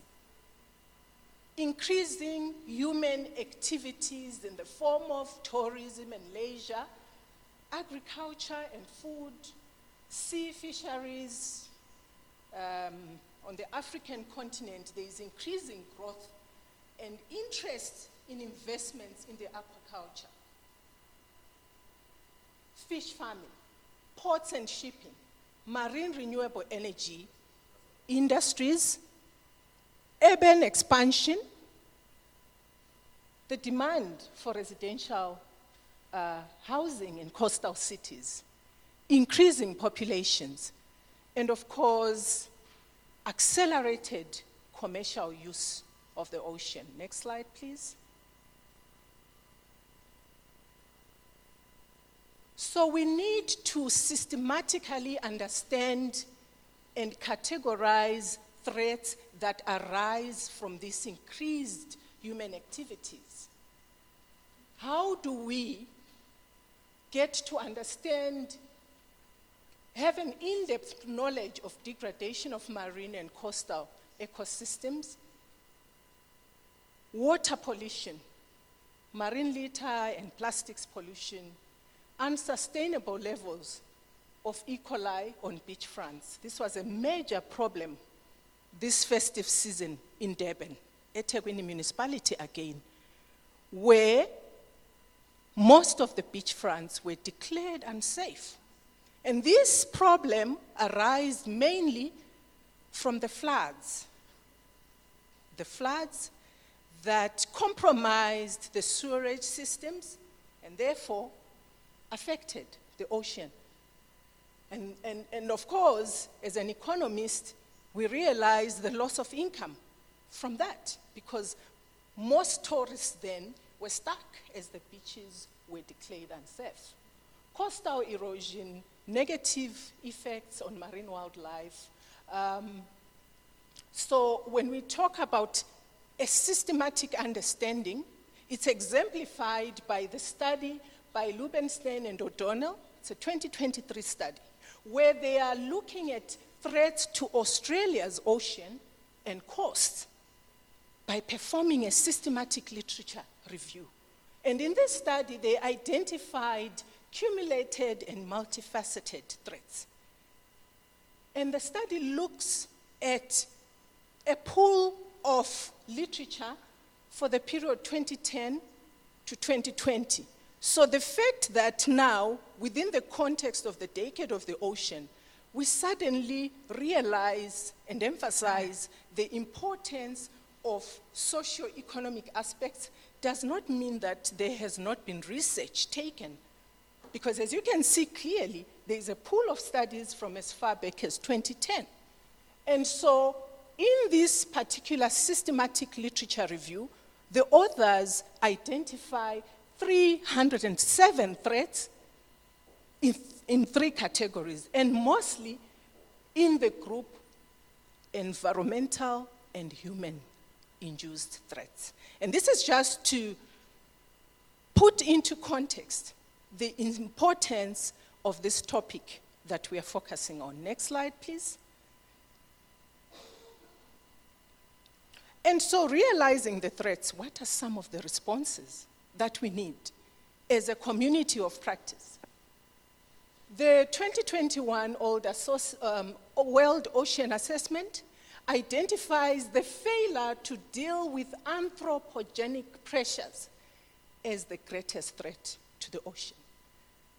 And the UN Decade of the Ocean, Science for Sustainable Development, 2021 to 2030, is also a response at a global level to emphasize the importance of these aspects.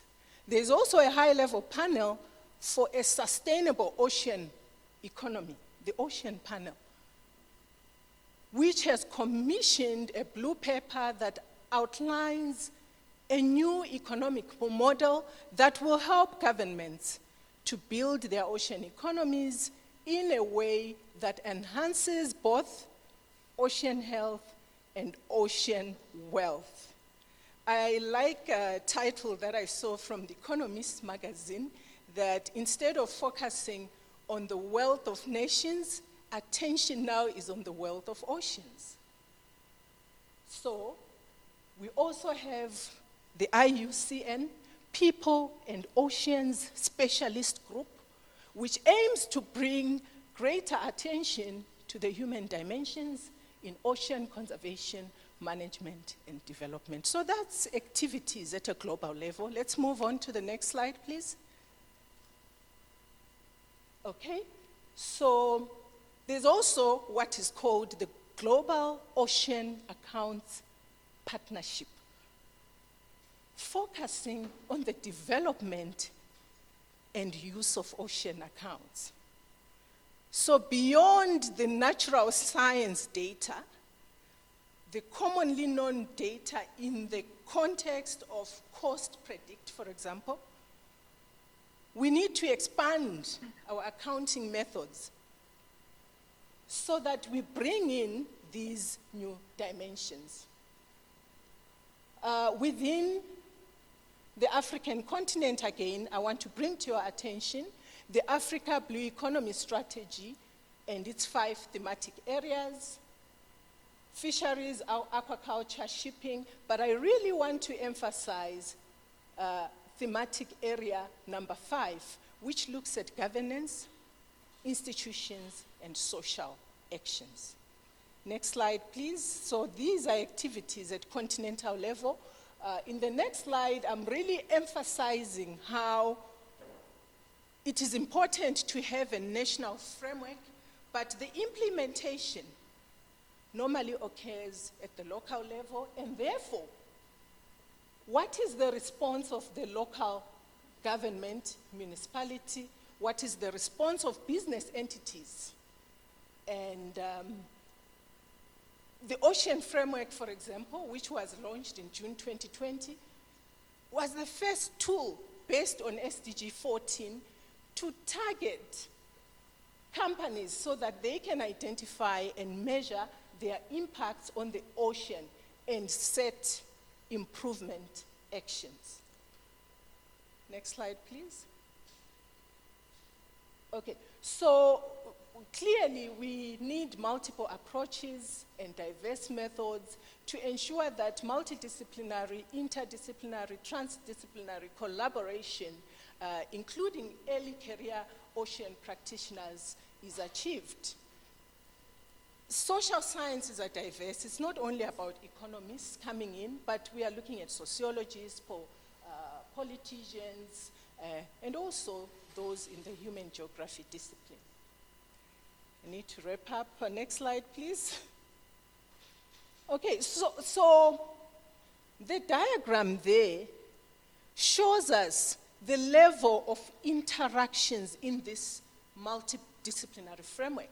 And in the interest of time, I want to emphasize the block on transdisciplinarity.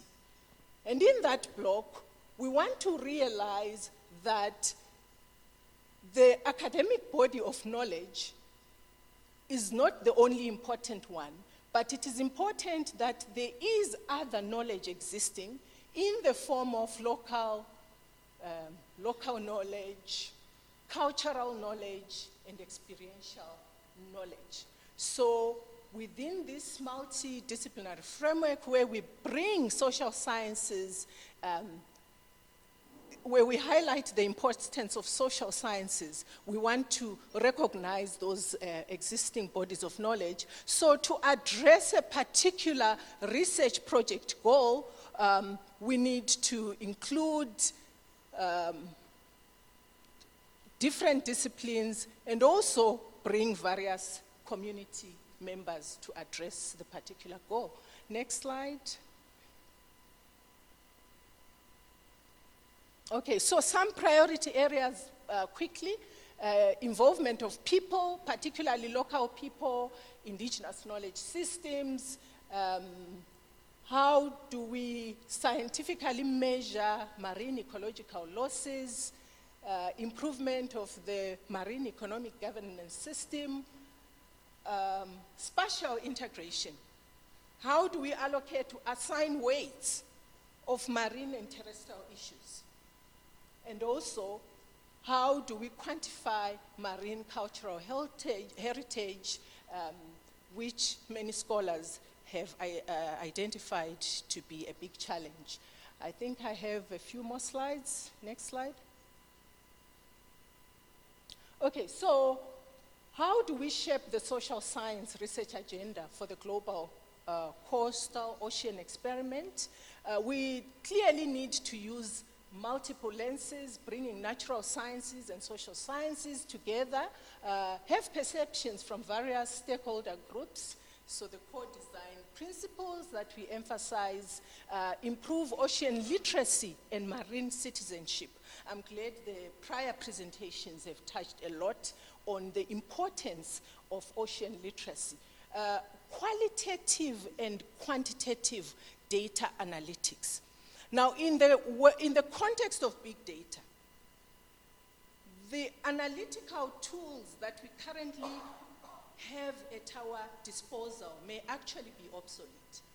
So there is a need for continuous professional development so that we are then able to analyze all this data that we are collecting, the natural science data and the social science data. When we put them together, we build complex models that require more rigorous analytical skills, coding skills, programming skills, new programming languages. So to achieve this objective, which is critical, we then need to have investment for that capacity development.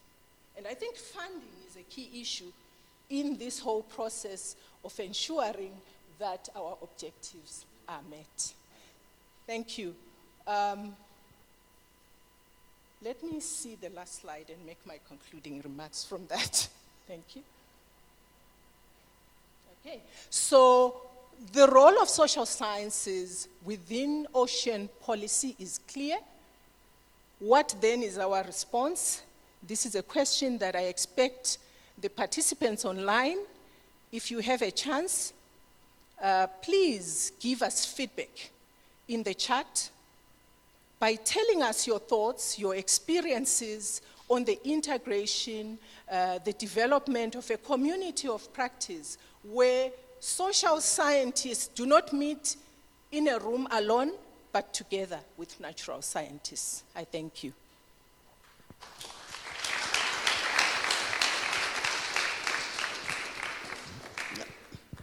Stay. Questions? Right. Yeah, so we have just a few minutes for questions and comments before we go on for our coffee break. Okay. Thank you. Sienna, thank you very much for an excellent presentation. You mentioned ocean accounts. OECD, I believe, is building a rather large activity around ocean accounts. Have you engaged with them? Have the African efforts been involved with the OECD?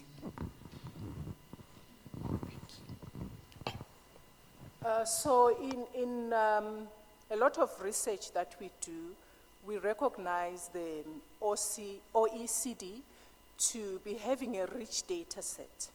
However, in my discussion in the past few days with some participants in this workshop, I got the understanding that it is still work in progress and the actual data set is yet to be released.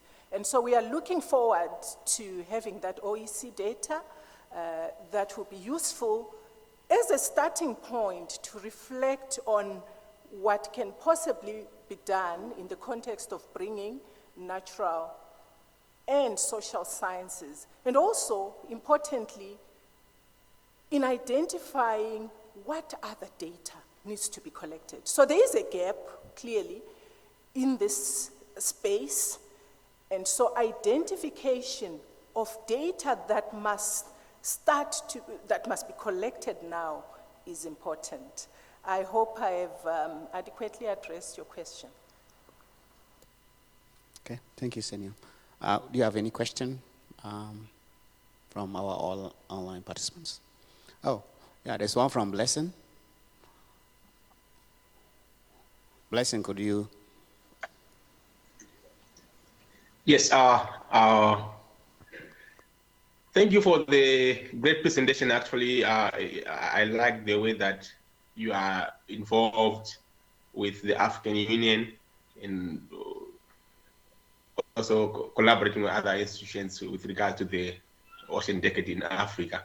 But my main question is, as a researcher, I've seen the Vision 2050. We now have the Agenda 2060, and also I understand UNECA have the Vision 2030. I would like to know if there is collaboration going on among the institutions, so that at least we have something that is really pragmatic for Africa. Because I feel that we really need to capitalize and get results from the ocean decade. Thank you. Thank you, Blessing, for that very important question. I must emphasize that from the research that I have done, I've realized that there's a lot of activities taking place in the global north as opposed to the global south. And so that says clearly you and I, as scholars on the African continent, we have a role to play in terms of really developing our own community of practice that will ensure that these critical issues that we have highlighted this entire session in this workshop are really put into practice, and we see activities taking shape on the continent. So I will be happy to engage further with you, Blessing, so that together we form a strong force in responding to these issues. Thank you. And the next section chair is Professor Aleta Iniguez from University of Philippines. She is there. Hello, thank you. No, that's working. Hello, everyone. Hope the rest will come back soon, but we have to start already. So yes, thanks Nadia for this opportunity to moderate the session. I'm Aleta from the University of the Philippines Marine Science Institute. So for this session, it will be presentations of the selected UN Decade Actions. And there's four talks. 3 of them will be coming from our colleagues online, and the last, thankfully, will be a in-person talk. So without further ado, the first talk is on the Ocean Cities Network Program by Vanessa Saras Salvo from the Institut de Ciencias del Mar. So thank you a lot to have me, and also I would like to thank you very much for the team of DCC, because it was very interesting, the workshop, and very comprehensive about the issue of the coastal area.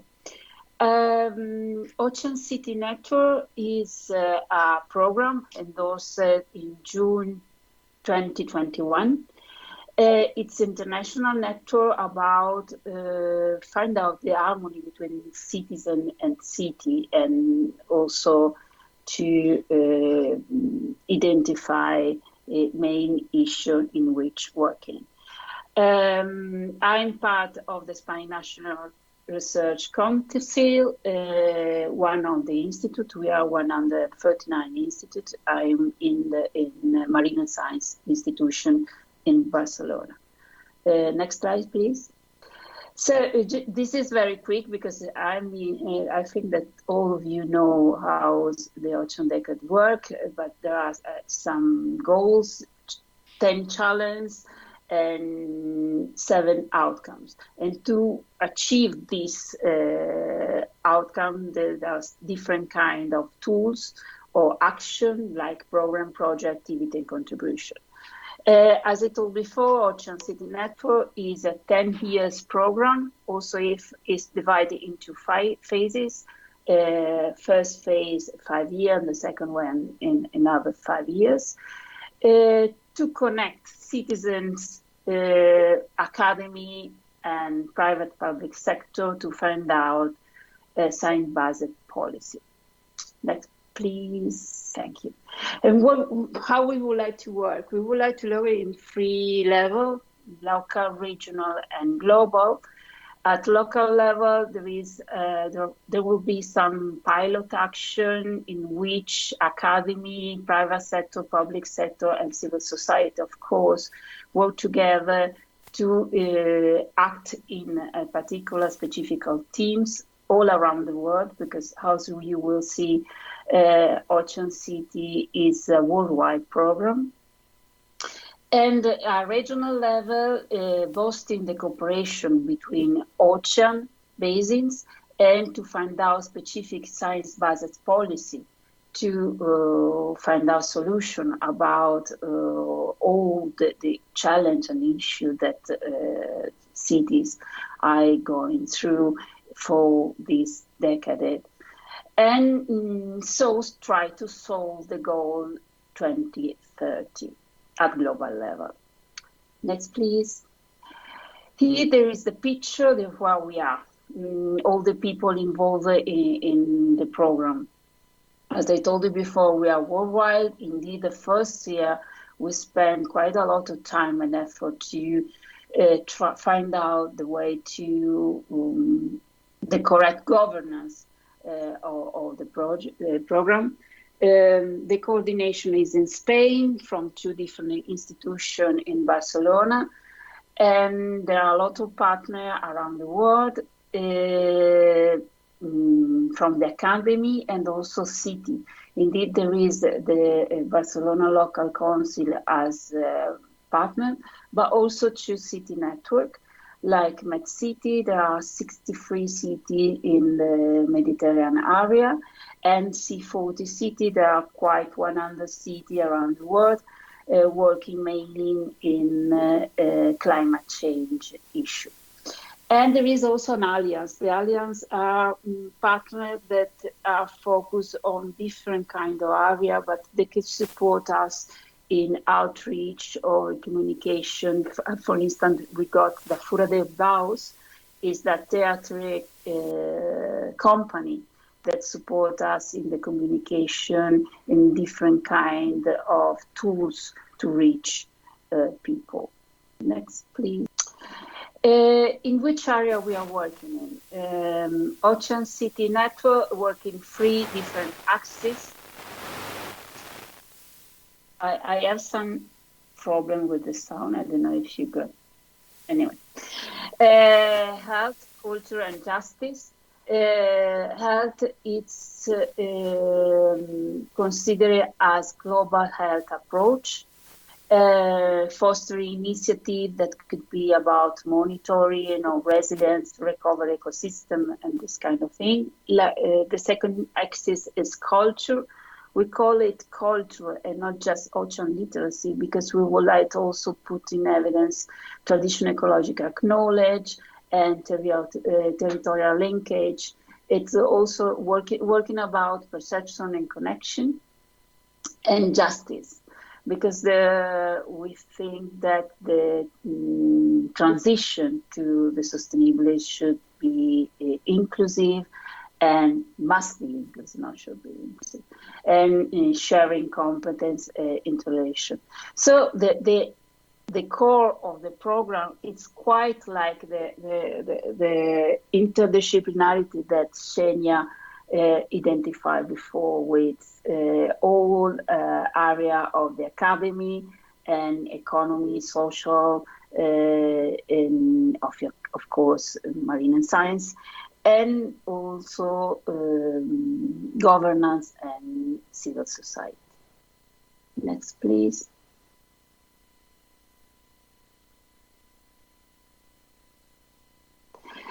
As program, we got some project that has been hosted inside our Ocean City through the Ocean Decade Call.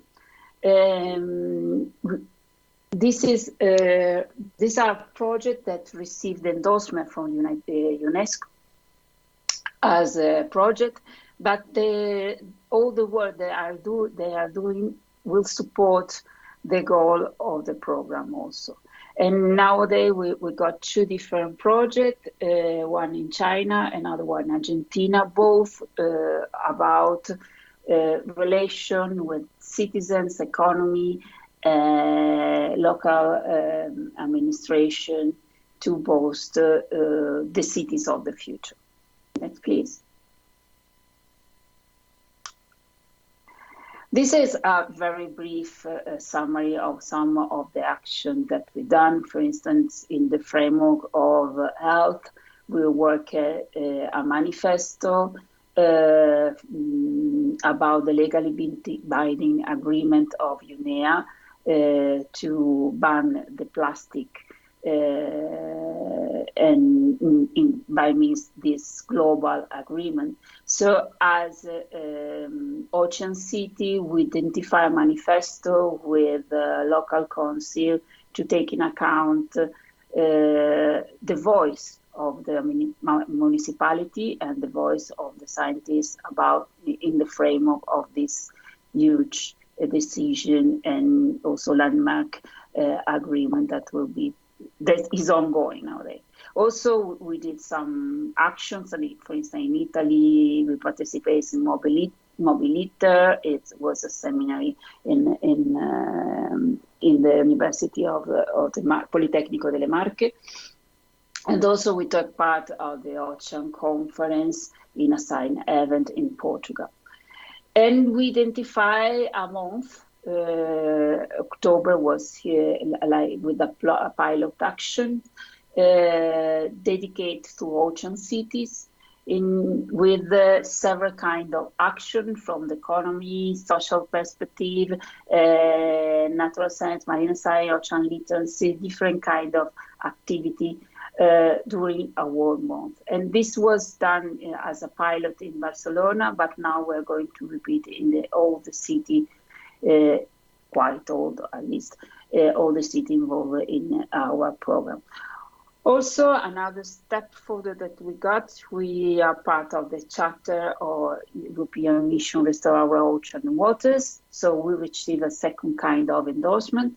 And we are now taking part in action with the European Commission because we would like to, with our program, also try to reach the free goal around zero waste and zero pollution and sustainable blue economy, like the sustainability of biodiversity, the strategy to 2030 of the European Union.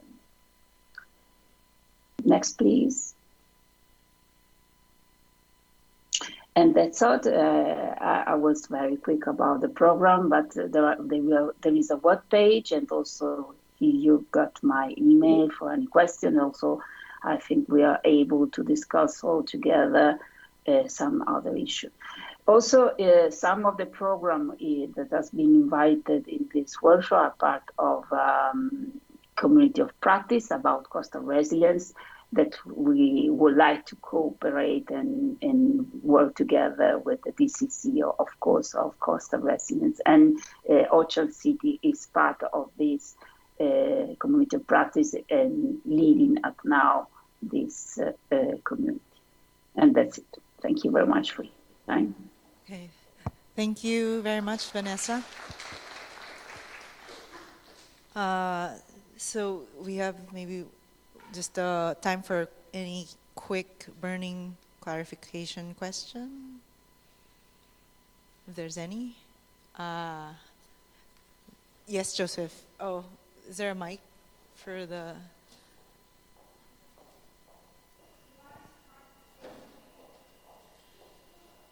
Oh, there, so, Michaela. I've got it. Joseph. Sorry. Thank you. Please, what is justice in terms of ocean cities? I was trying to understand what you mean by justice. Yeah. I know that's quick. Yes, indeed. It's quite complete. The main idea is inclusion. So we work in gender policy, we work also in different culture inclusion. And these issues, we work a lot with the local council because they have done a lot of work. It's true that for our side, we are marine science research center, so it's not too easy to find out. But also, for instance, now we are working in the gender dimension in all the program in, that are being involved inside the program. It's not so easy to understand what does it mean, but indeed we are working in the meaning of the gender dimension inside the marine and science project inside the program. And this is one, for instance, one own example of what we will consider as justice. Okay, thank you. After the next talk will be by Kenneth Leong from the City University of Hong Kong. Okay, thank you very much for the introduction, and thank you for inviting me to share the progress of our project. This is our program called the Global Estuaries Monitoring Program for Cleaner and Safer Coastal Marine Environments. In this talk, I'm going to tell you more about the rationale and also the progress of the project. Okay. So this project was inspired by this international project we are involved. This is called Global Monitoring of Pharmaceuticals Project, led by Professor Alistair Bossel and John Wilkinson in York University. In this project, they developed a standard method, a sampling kit to send around the world. People just follow the video and instruction to collect the water sample from their own river. So in this project, we involve 127 scientists from 104 countries, covering 1,053 sampling sites, including 258 rivers.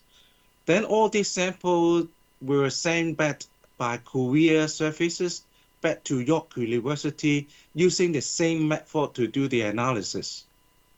So I also fly over to Bhutan to collect river samples from 2 main rivers there, and also we did the sampling in Hong Kong as well.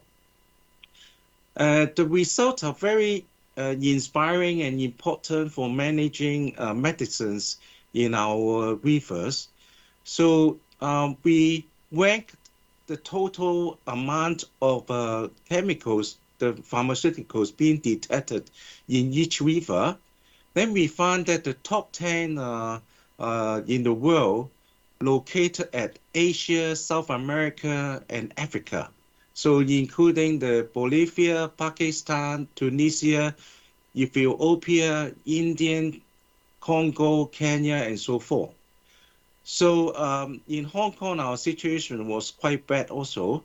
One of the rivers ranked 38 among the 258 rivers. And Hong Kong, in this river, we found 34 different types of medicines. The number is the highest in the world. So this results very alarming, showing that almost all 250 rivers having at least one type of drugs in the river itself. So how about in Italy? Since you all sitting in Rome in Italy, then we study one river in Rome, and we collect samples from 8 different sites along this Rome River. Luckily, the total amount or concentration of the all pharmaceuticals are quite low compared to other rivers, ranked the best among the best 30 rivers in the world. So you're safe and clean there. However, we did find a lot of different kinds of drugs in the Rhone River, including this drug controlling high blood pressure, nerve painkiller, antidepressant, and we also found diabetic drugs and also paracetamol, the painkiller, and so forth. So Then how we use the data for management or informing the United Nations. So we did a socio-economic analysis along with our data. We did find something very interesting.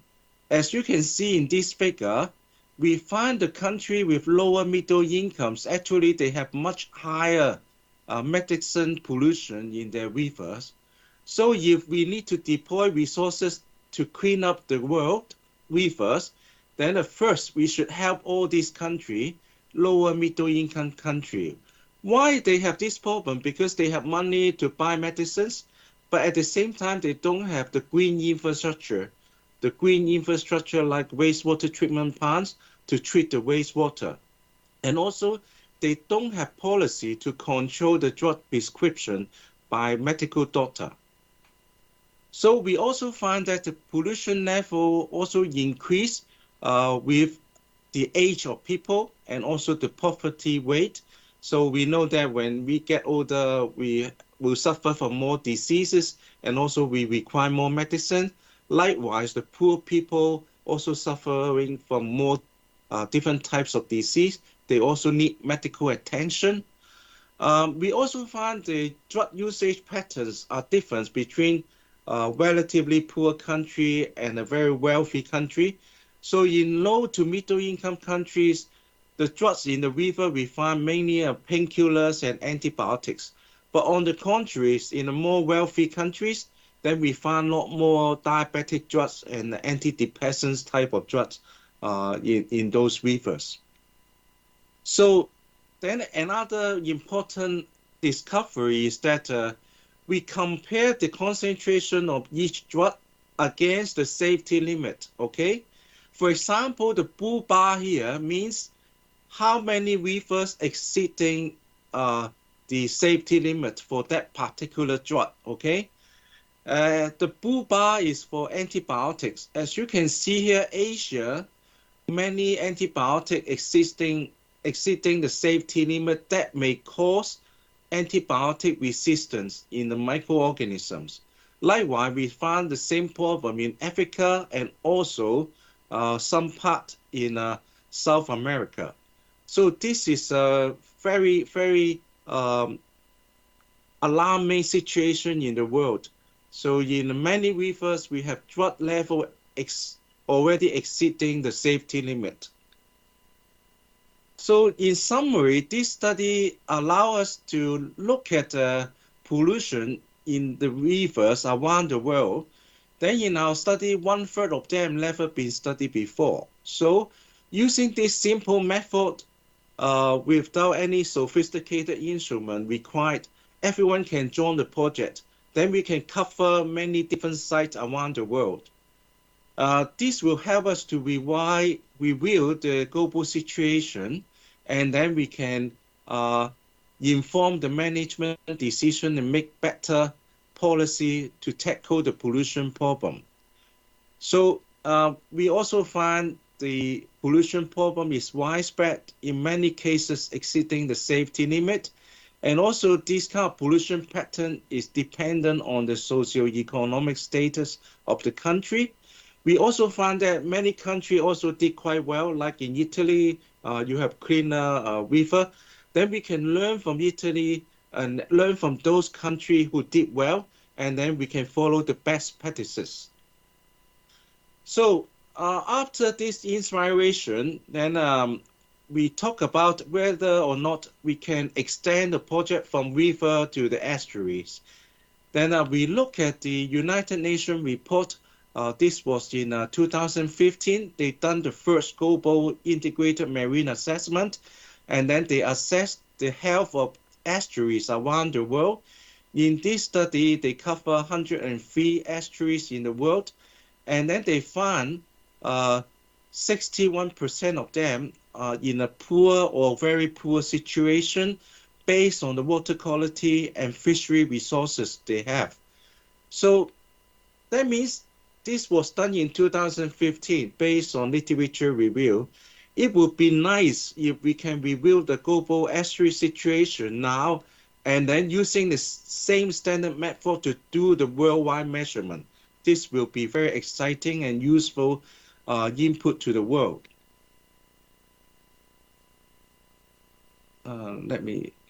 Okay.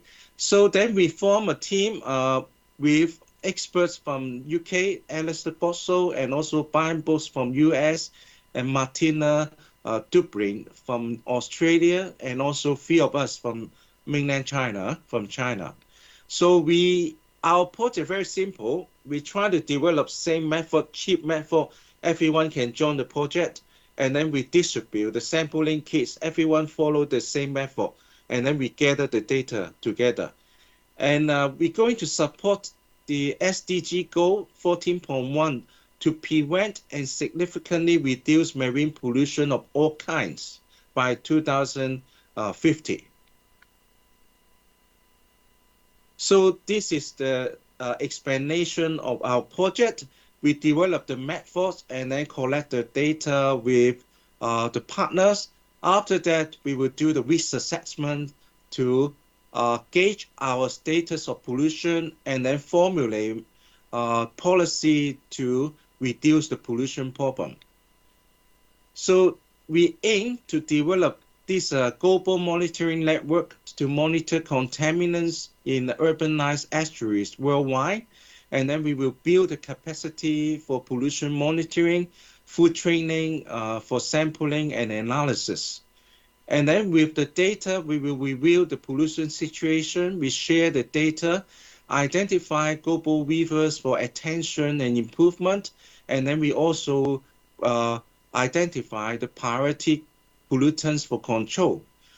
We will also promote best practices to combat pollution problems, thereby making our estuary cleaner and safer. So these will be the project outcome, including a global network for pollution monitoring. We will develop some advanced, cheap and good passive sampler system. We will build the capacity for combating pollution in the world.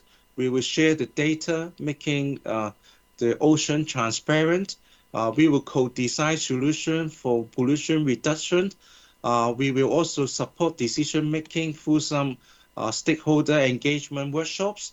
Eventually, after 10 years, we hoped we can transform some of the estuaries into cleaner and safer environment. So what have been done so far after 18 months? So we are very happy to share that over the past 18 months, we are able to recruit members from 36 countries. So in the red dot, then we will have 65 collaborators who will help us to do the sampling and part of the analysis. This is going to cover 99 estuaries in the world. Then the number is keep going.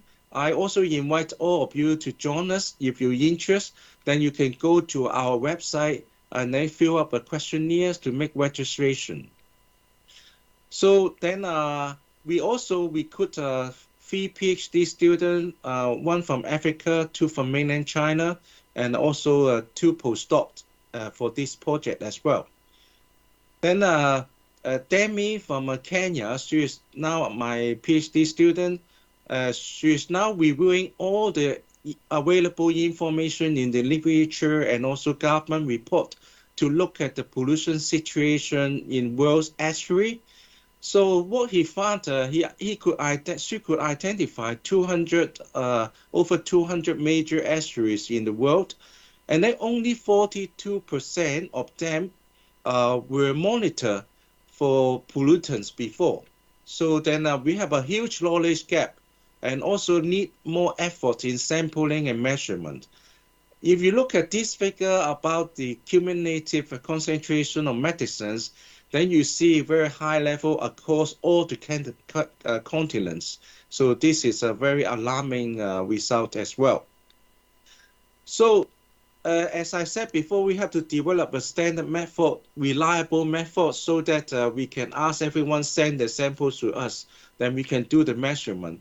Since we're dealing with the sample from river all the way to estuary, the salinity is different, the pH is different, And then also we should try to minimize the volume of samples so that make it cheaper for the courier service. So in this year, we developed the method and then found out how we can optimize the system. So first, we find the salinity has no effect on the analytical method. However, the pH has a problem.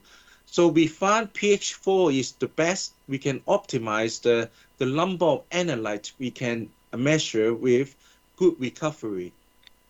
And then the second thing, we look at the volume of sample required. The best situation, we should collect 100 ml of samples. This will give us a very good recovery. However, we have to balance about the cost effectiveness. Likely, we will go for 50 milliliter for each sample. So then this method is very reliable. Now we can cover 55 different types of medicines in estuary samples. For example, in this river, it's a saline river, then we can identify 43 kinds of medicines in the river. So now the method is ready. Now we are going to arrange the sampling kits and also the teaching video and so forth. Then we will call for the training workshop. After the workshop, we will distribute all these sampling kits to our partners. So during the study, we also realized that using water sample will be a problem. For some country, they won't be able to send the water back to us. Then now we try to develop different types of passive samplers, or we try to use oyster as the sampling bound monitors, okay?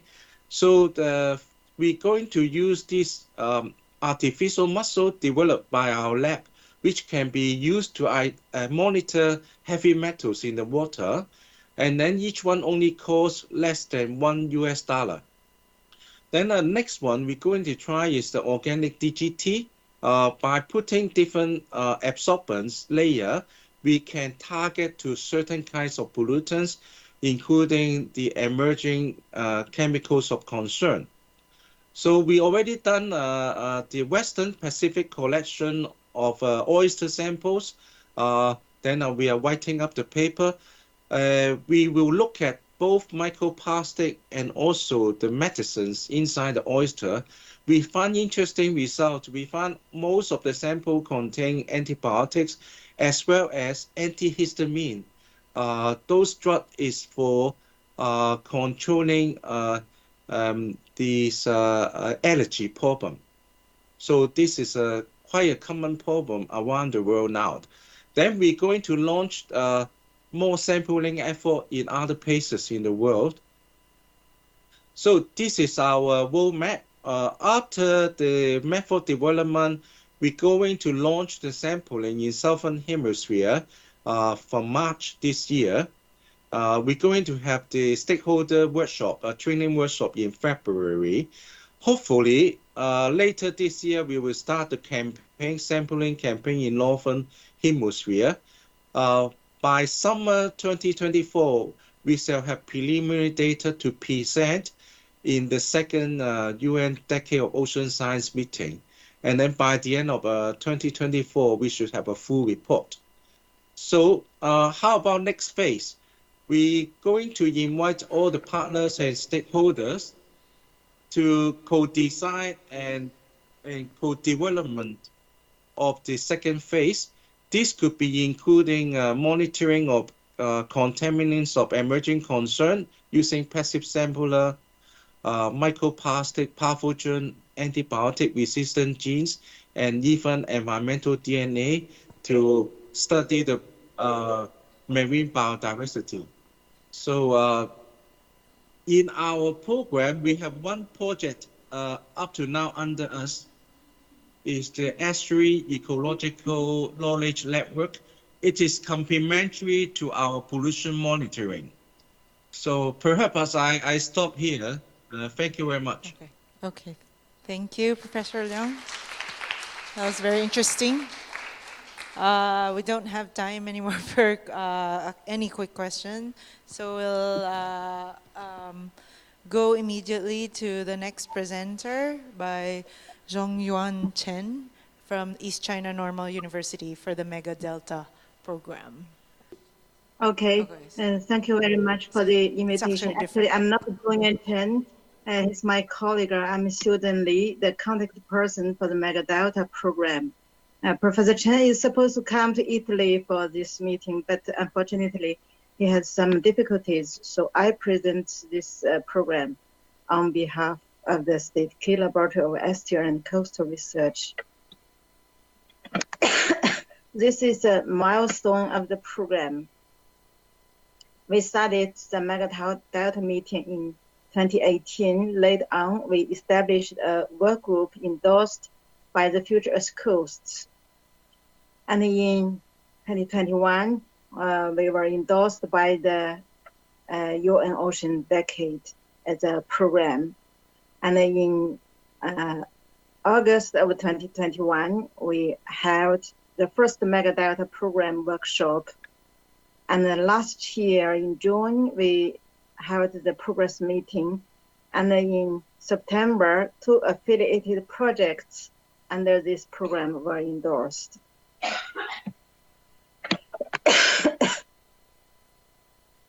So the deltas are, most of the world deltas are under pressure. For example, the delta sinking and also the flooding and the cyclones from the sea and the pollution from the catchment, and also decreased the sediment input from the catchment. So all these problems merge together as the deltas.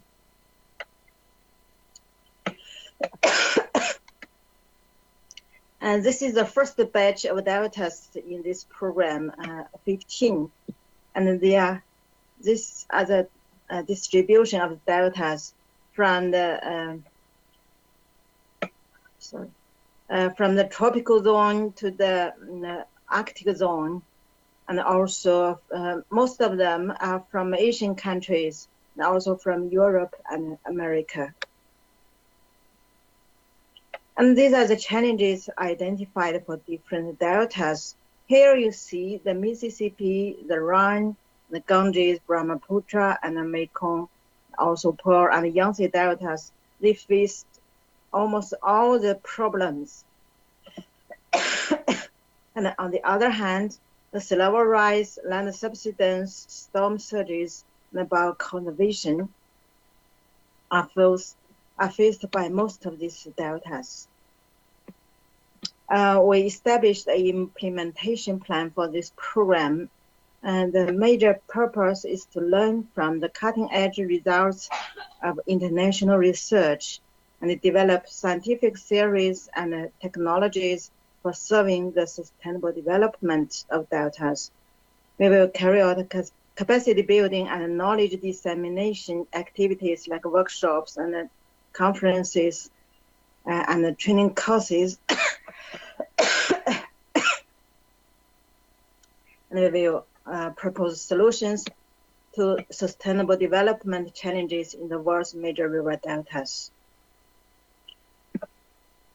Our research objectives include understand the current status of global river deltas, explore the mechanisms of delta evolution and the influence of global climate change and human activities, and predict future trends of water sediment and socioeconomic evolution, as well as early warning for hazards. We will provide solutions for common problems such as sea level rise, coastal erosion, flood disasters, saltwater intrusion, soil and water pollution, and ecosystem degradation. We have established a work plan for the next 10 years. I will not go too much details into this. And these are the activities in the first 2 years. We have already identified the international partners for each delta, especially the local partners. And we have established the International Scientific Steering Committee and a capacity building work group and that data share work group. We are trying to build connections with relevant national and local stakeholders, as well as relevant international organizations. And we have organized a series of meetings, webinars, and training courses already, and established a website. Now we are trying to formulate the guidelines for subordinate projects and determine the collection standards and the methods of the information needed for current status, and start to build the global megadata geographical information system. It's half done already. And these are the data collected already for the Ganges, Indus, Nile, and the Danube data. All this data will be archived online and shared for partners, and also free for most of the users. And with the support from the Shanghai municipality, we established a virtual joint laboratory of the estuary and coast research with the Yangtze Delta and the Ganges Delta and the Indus Delta, Nile Delta, and the Danube Delta involved currently. As I said, last September, we had two projects endorsed by UN Ocean Decade under this program. One is the joint laboratory I mentioned earlier, and the other is the periodic cyclone effects on Gangetic food webs. It was submitted from the Ganges estuarine part of the Indian section of this delta. And then we also have fundings for this program. The earlier projects, most of them have finished in 2022, and these projects were used to bid for this program. And after it is endorsed, we have several new fundings with the years in red. They are just granted by the Ministry of Science and Technology and the National Natural Science Foundation of China, and also the Shanghai municipality. But I have to say, most of the funding are supporting a limited number of deltas, so not for all the deltas. So we still need to look for fundings to support for some other deltas which is not in this list. We also have interactions with other programs and projects under the UN Ocean Decade, and also some projects supported by the World Coastal Forum and the GIF and others. So that's all. Thank you very much. Okay. Thank you. I think we'll continue on with the last talk for this session. So it will be by Billy Corafalu for the Coast Predict program. Billy Corafalu, I'm a professor of ocean sciences at the University of Miami. I co-chair Coast Predict, and I also co-chair the coastal component of Ocean Predict, the so-called Coastal Ocean and Shelf Seas Task Team. Next, please.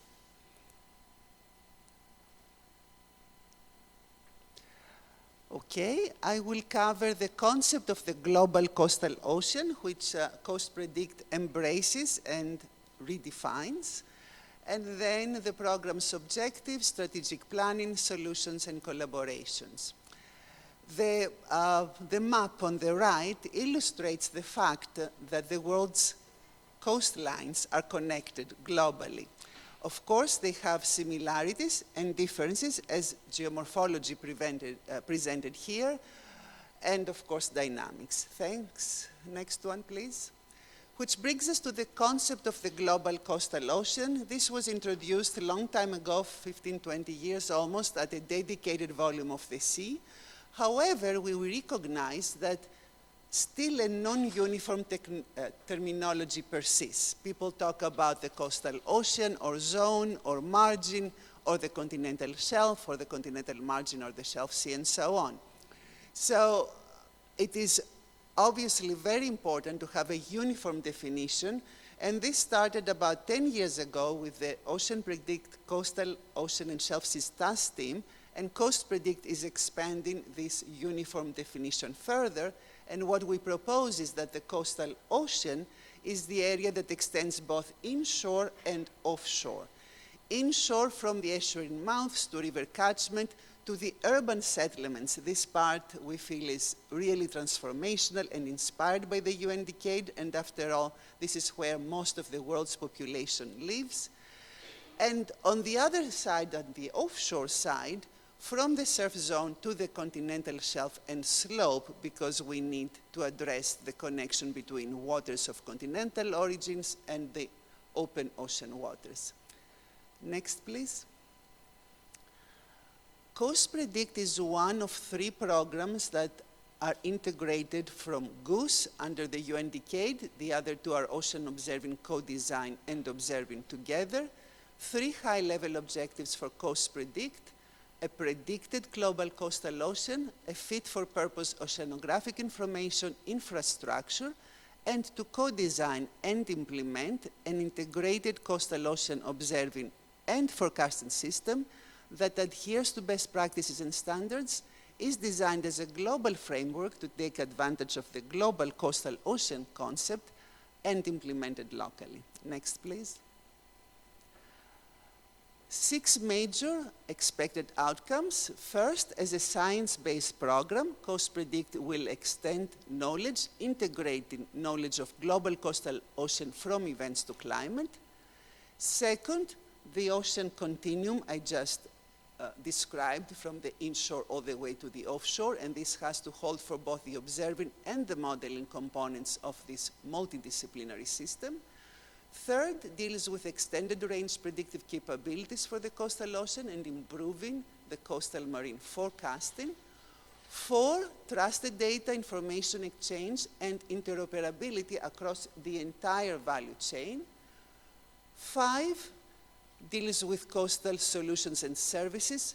These must have a very strong social component to benefit local populations, the well-being and human health, and they have to be based on innovation and sustainability.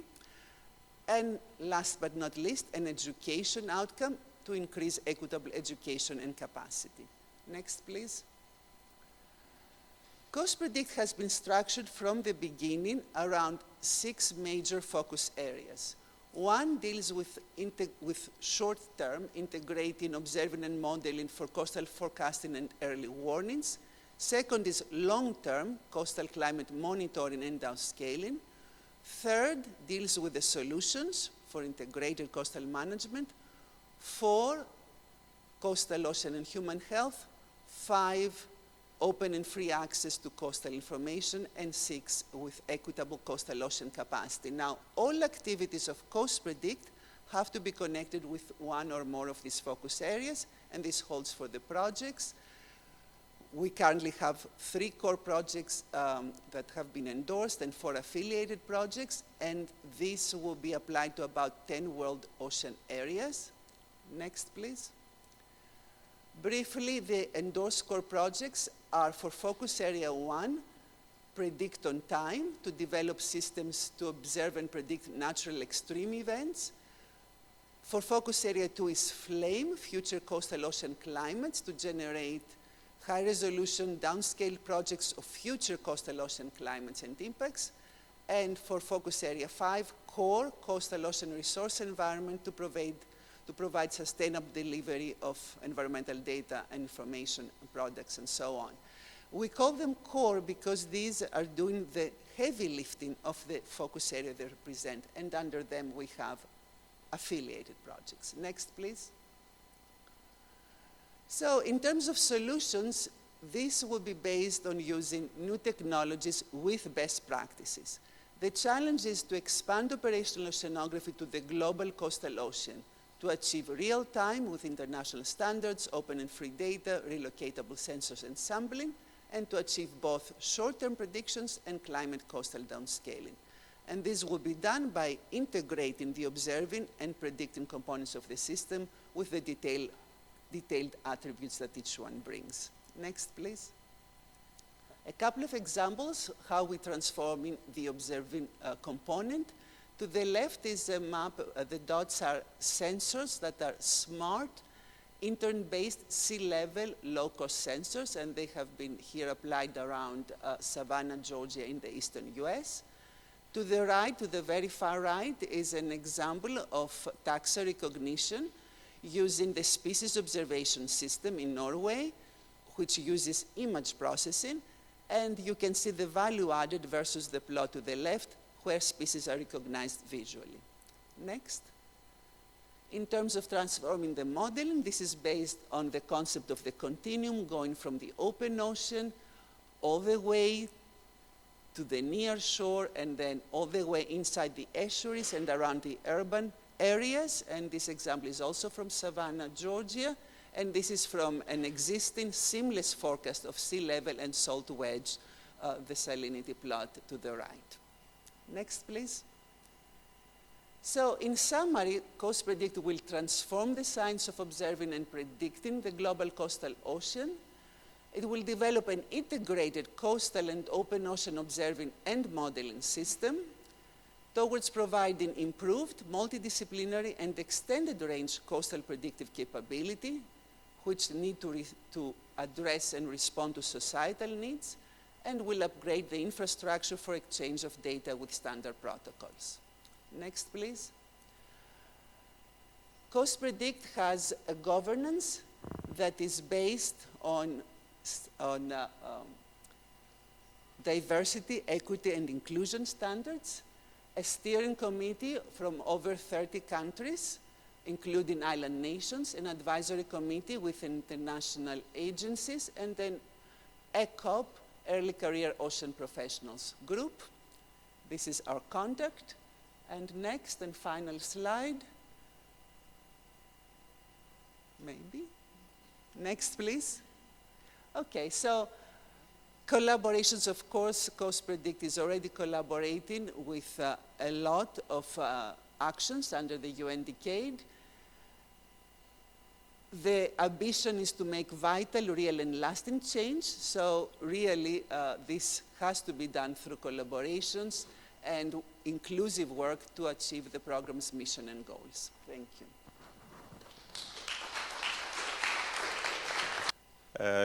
Hello, good afternoon, good morning, everybody. So then we are transitioning, yes, for a discussion session. And first, then I would like to open the floor to the questions to the different participants. Nadia, go ahead. So, wait. This is a question for the GEM project. I think I am, yes, the GEM. Thank you very much for your presentation. We are very interested on pollutants in the coastal area, and especially pharmaceuticals, as you are saying. This is not only an emerging, is a real thing happening. So my question is, how do you envisage the time sampling? Because at this stage, it seems like you're making once in a while measurements, but I'm sure that there is variability, time variability, and that should be accounted for. The second part of my question is, how do you envisage a community science approach, or would you insert your new methodologies and new schemes into a community science framework, measuring with low-cost sensors? Yes. Thank you. I think both are very good questions. If we have resources that then I think at least we should work on both dry and wet season, because we do know that the concentration will be very different during raining season and also the dry winter season. However, we have a limited resources now. It's only $500,000 US we have. Then we try to develop the method and the lab work first. If we have more resources, we can expand to the second season. Then for the second question, also very good one. Right now, we try to develop some very cheap method. Then we can send out those samples around the world. And then they are also very light. They can return to us cheaply using courier service. And some of the device allowing the samples very stable, then you don't need to use courier service. You can just mail it through the air mail. Then the whole thing is much cheaper and more countries can get involved. This will be our next move. So that could be part of the community citizen scientist type of study. Thank you very much. Thanks very much for your answer. Appreciate it. Okay, more comments, more questions on the presentations that we have seen before starting a more general discussion? Okay, then from what I have been hearing this morning, I have two comments that I would like to share and to start the discussion. There was an excellent question by one of the moderators on what are the obstacles that are really not making easy the transfrontier collaboration, the international collaborations. And then the data availability was mentioned as one of them by Quesada, if I'm not wrong. And I would like to hear from the audience and also on the virtual side what your impressions are on what we need to do once again to ameliorate the data availability. Not only really data availability, we're talking about data availability, but also data infrastructures, the sharing of best practices, how all those best practices are really being implemented and that guidelines are existing. How do you think we should be advancing on this?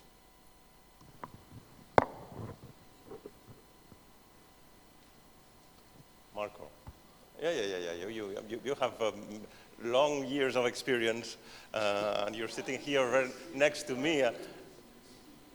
No. I'm saying that what has been presented is very interesting and very new to me, because thinking about pharmaceutical in rivers and mega delta subsidence is going to be something totally new to me to begin with. But taking in mind the definition of the global coastal ocean, inshore, offshore, well, that's become almost mandatory, I would say. So, but of course, and this is raising serious problem, scientific problem, like frequency of sampling, not only in the oil. So many things that we know very well, but we have to restructure in view of this vision of the coastal domain, which goes far inshore. Okay, and if I can continue with you, how can then restructure this? What will be your thoughts? You have many years of experience, so... You are posing me in trouble. That's why we have good friends. No, of course. But I would say that to begin with, in order to... So we could begin to, and probably is not very difficult, conceptually not difficult. Practically could be more difficult. Start with the principle of the observing systems like we know in the coastal ocean. Let's say to begin with very high, maybe very high sampling frequency, and then to understand how we can, what is the time scale and the space scale to. Of course, probably, but again, it's not my field. Observing a river, it requires an hydrologist knowledge about the extreme event, both positive, a flood, or negative, a totally dry river, and so on. And also, if we put together the fact that rivers are crossing town, then there is also the requirement of knowing very well how the town interacts, mostly through sewage system, with the environment. Okay, thank you. I think I fully agree, and I think observing systems can be a way forward, really, to help in sharing those data, etc. I think we have seen a very nice example this morning from Australia on Coast Snap, for example. And what I'm interested, I know Coast Snap very well, but what I think is interested in the frame of today is that it's the municipalities, as it was explained, that are funding this. So then, if one municipality sees that the municipality next door is really able to manage appropriately, so it's through, data are going to be shared when people are going to see people, municipalities, politicians, etc., that they are very much useful and that they need them. That's when they will share them automatically. So I think we have to advance, and I think COSNAP is an excellent example. But I have there's a comment from Willy. Go ahead, Willy, sorry. Okay, so I want to bring this to a different level. The UN Decade has really asked us, encouraged us strongly to be transdisciplinary, to go beyond the environmental science, and we heard, you know, such a nice talk about social science and economics and behavioral science and all of that. This is a huge challenge, in my opinion, for the data. We really do not have good methods yet, or I don't know, maybe I'm not aware of them, but I don't think so, in combining environmental data, oceanography that most of us are familiar with all these other data platforms. Since the pharmaceuticals were mentioned so many times, that's human health, both ocean and human health, right? How do we bring these data sets together, how they're integrated in a meaningful way, how they can be fed to transdisciplinary models, so when you have you know, a natural hazard happening, you can say something about the human health consequences and the economics to rebuild and so on. So that's, to me, a huge data challenge. Thank you. Okay, thanks very much, Willy. I think I can try to contribute to this in the sense that I do believe, and that's something that we have shared with many of you, that now we really have the knowledge to go towards what you're saying. And the technology is there, the knowledge is there, and then what we have to find really is the ways to really put all those elements together. But I think we have been discussing with Nadia and with you and others for a long time. It's really the time for Coast Predict, it's really the time for the DCC on coastal resilience. Now we are ready. We were not really ready 20 years ago. And I think I have an example which I have worked and that actually Senia was mentioning a few lectures ago. And it's related to maritime spatial planning, which before, if you remember 10 years ago, it was called integrated coastal zone management. And in many places in the world, it's still called that way. And when facing integrated coastal zone management, and coastal zone means beaches, but it also means the inland that we're talking now here, the urbanization, the cities, and the offshore side in the integrated coastal zone, there are some very clear principles on integrated coastal zone management, and people were able to work together towards common goals. So to me, I think there are some examples where social sciences and natural sciences have worked together. The data were available from oceanography to, from oceanographic data to maritime spatial planning data, areas of conserve MPAs, etc. And all these put together towards a common goal, and the agreements were finalized through really agreeing before on some established principles. So I think we have to find the ways to advance towards this. And it's not easy, and one of the drawbacks which I find myself is that most of the resources, in particular in oceanography, are based on research funds, most of our projects. And so this is the kind of things that will need to evolve to try to advance. And I think we have a question from Jay. Thanks, Jay. I wanted to take Vili's question and move it a little bit further in terms of interdisciplinary. When I was working with social scientists, the natural scientists would say, give me an equation, and the social scientists would say, give me a story. Now, part of the problem, therefore, as we move forward is vocabulary, is understanding the meaning of words. I'm wondering if our speakers here are thinking about what standard words do they use, what vocabularies, what ontologies do they use, so that we can truly have an interactive dialogue. And I reach out also for the social scientists and Sienna in asking that question.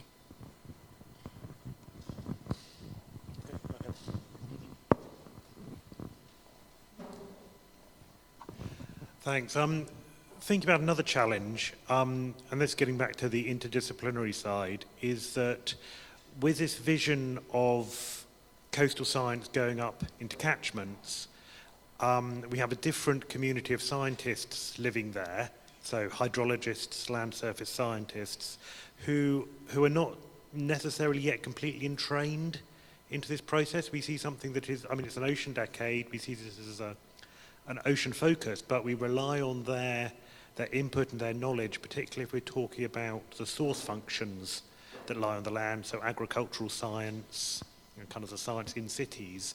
And so we need to find ways to essentially make them welcome into this community and to incorporate them and their understanding in a way that to some extent serves our purposes, because this is an ocean decade and we want the answers for the ocean, but also makes them feel kind of facilitated in this process. And I'm not quite sure I understand quite how to do that. So the challenge, with no easy answer to it, I suspect. I think it's a clear challenge and it's a clear need, what you're saying. I mean, we definitely need to incorporate this know-how. And I think the decade is calling for this transformation. So I think we all agree that the transformation is needed, the incorporation of all this know-how and scientists is very much needed. The key issue is how we can really progress and somehow have a vision, a longer-term vision that we can implement on a shorter time scale also. Yeah, I guess in this context, we might be able to learn from some European projects that are ongoing right now, like Danubius and Danubius marrying a little bit with Jericho right now, and this transition. There are several projects also in the United States, so I guess the knowledge is out there. We basically need to collect it and incorporate it in our work. Thanks very much. I fully agree, Holger. And I think there have been very nice European project examples. Perseus comes to my mind, but many others, starting from MTP 20 years ago even, or these kind of things. So I think, but at that time, I think the difference is that there was a driver. The European Commission was a driver for multidisciplinary work, and we have lost that, unfortunately. So I think in this sense, we definitely have to push towards this. There was a political will at the Commission level at that time for this kind of more multidisciplinary work. Yeah. Nadia, please.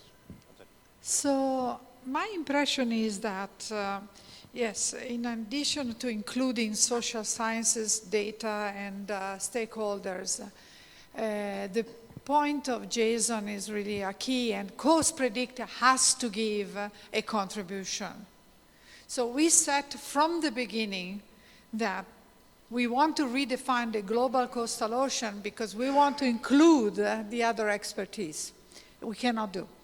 And it is extremely challenging because I think that with the mega delta, the deltas, and all these new pollutants are being developed at the same time that we want them to play with us the role. But we haven't started late, I think. We are actually about on time for things to happen. And in our global coast, I think we could try to include part of these new developments into test areas where Coast Predict comes together with these other communities. And we have seen only now 3 projects, the city, the coastal cities and so on, but we have many more. And I can tell you that the decade has put on the table so much new thinking about connecting the rivers, the deltas, the estuaries, and the ocean. And we have to take this opportunity. So we have to, after we make our own plan as Coast Predict, with the help of the DCCs plural, and the DCOs plural, then we have to really be able to contact these other projects and get from them. But we're ready, I think personally we are very ready to do that. Thank you. Thanks very much, Nadia. The floor is yours then. Yep. Oh, thank you. This is on. Okay, perfect.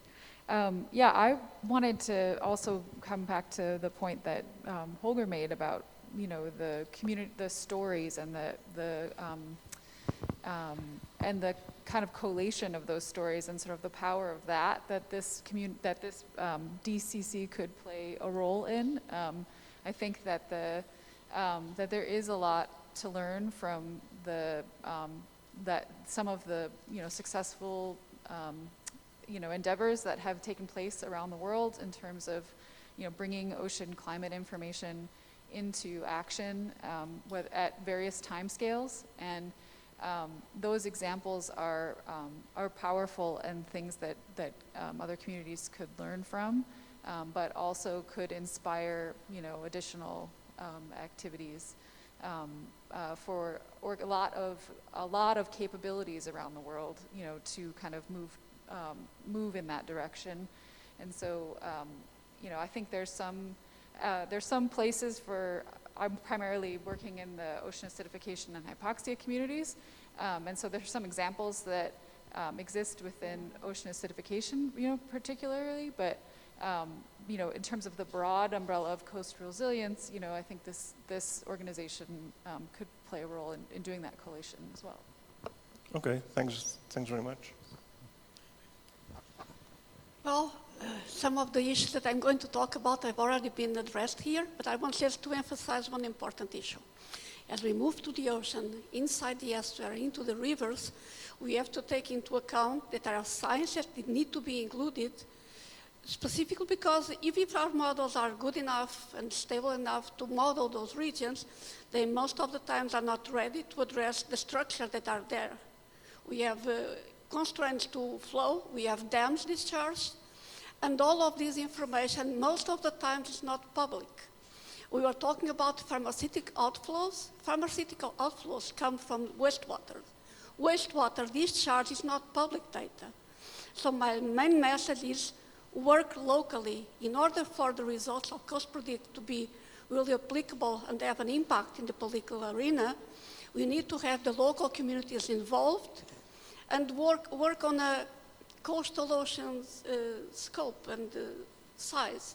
We need to have everyone involved, from the scientific communities that have been modeling and predicting these systems for decades, to the stakeholders that hold the data that is fundamental in order for us to be able to do anything of value to the political community and to the management. That is our experience, and it sometimes is very difficult to get. So my suggestion would be to start with systems where this knowledge is already encapsulated into prediction tools that address all the important processes. We need to be able to model the city discharge in a meaningful and correct way. We need to be able to address the hydrological part, including the dams that populate most of our big rivers. And they need to go from the physical part down to social sciences and to co-creation processes, which sometimes is very difficult because in many systems we have a lot of competing uses. So that would be mainly my suggestion. Thanks very much. Very clear and which I share completely. I think we have to go local, definitely, and for this involve the different communities. And particularly you're back also to the previous comment that nowadays implies really considering not only all the communities, but more specifically the municipalities. At the end, it's the cities and the municipalities that have most of the, some of the data, at least that you mentioned. Please, Emma. Thank you very much. So I like very much the discussion around the challenges. This is really important, but we need to move, you know, that step further and say, how is Coast Predict going to confront those challenges, and what's the role of Coast Predict? It maybe can't do everything. Maybe there are challenges a little bit beyond that you would advocate are tackled elsewhere. But equally, we need to get on and tackle them, but we can't do it differently necessarily inside every one of, you know, our parts of the program. So hearing the discussion and knowing between Coast Predict and Ocean Observing Co-Design, for example, we both have a focus which is underpinning GOOS in connecting to stakeholders. I suggest that, you know, Coast Predict might need a transversal task team with some outside experts on figuring some of that out to advise all of the different areas, bringing together the expertise from those different experiment areas or within the focus areas, and also co-design. I was at a meeting put on by the University of Bergen and Norse, and they're working on this. I think there is expertise, as people have said, that could be entrained into that, and then you could come up with perhaps something more of a policy that would help all of the implementers. I think that this might help everybody, and best practices in the end, so that as we want to move to a global system, we don't have to reinvent the wheel in every single place. The stakeholders begin to understand how we're going to interact with them and what those questions might be, because it's been done elsewhere. And allied to that, specifically on the hydrology in rivers, I know from work within WMO that they collect hydrology data. There is a whole community there that is also trying to organize itself to better deliver data and towards requirements and things like that. And so if this is, you know, this is going to be a common area, perhaps a small task team, but also leveraging expertise elsewhere, perhaps in WMO, to find the contacts that would best help us could be useful. So that's why I think, you know, may not be, I don't want to create more and more structures that go on forever, etc., but maybe something to help collect the synthesis of where we are now from experts to help across the program could be useful.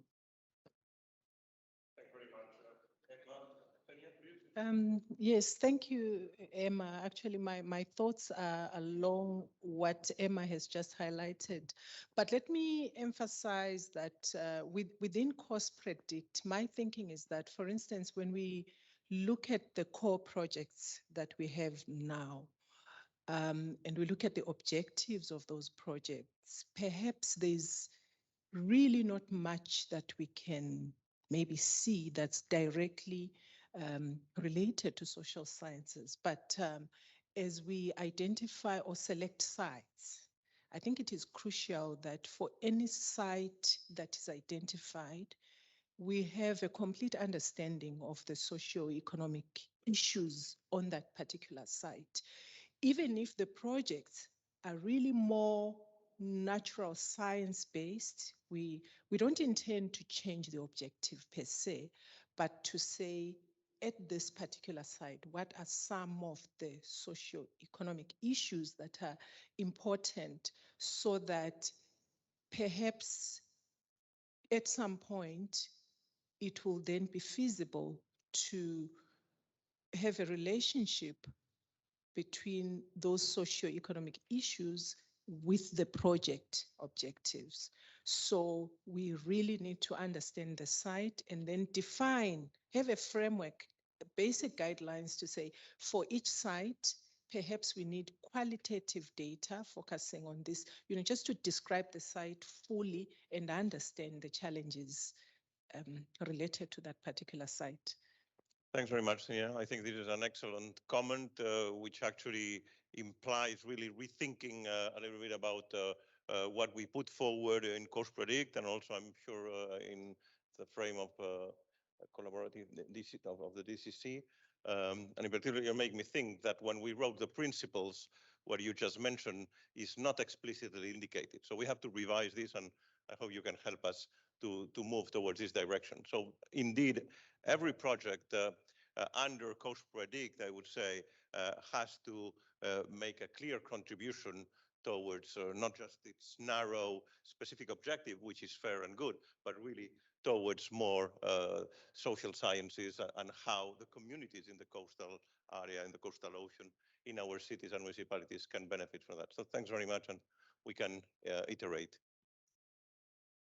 Okay, I think we have to close. You want to close, Nadia? Okay, so thanks very much. We're going then for lunch. Thanks for all the contributions, and thanks also to all the virtual speakers and the contributions. Thanks very much.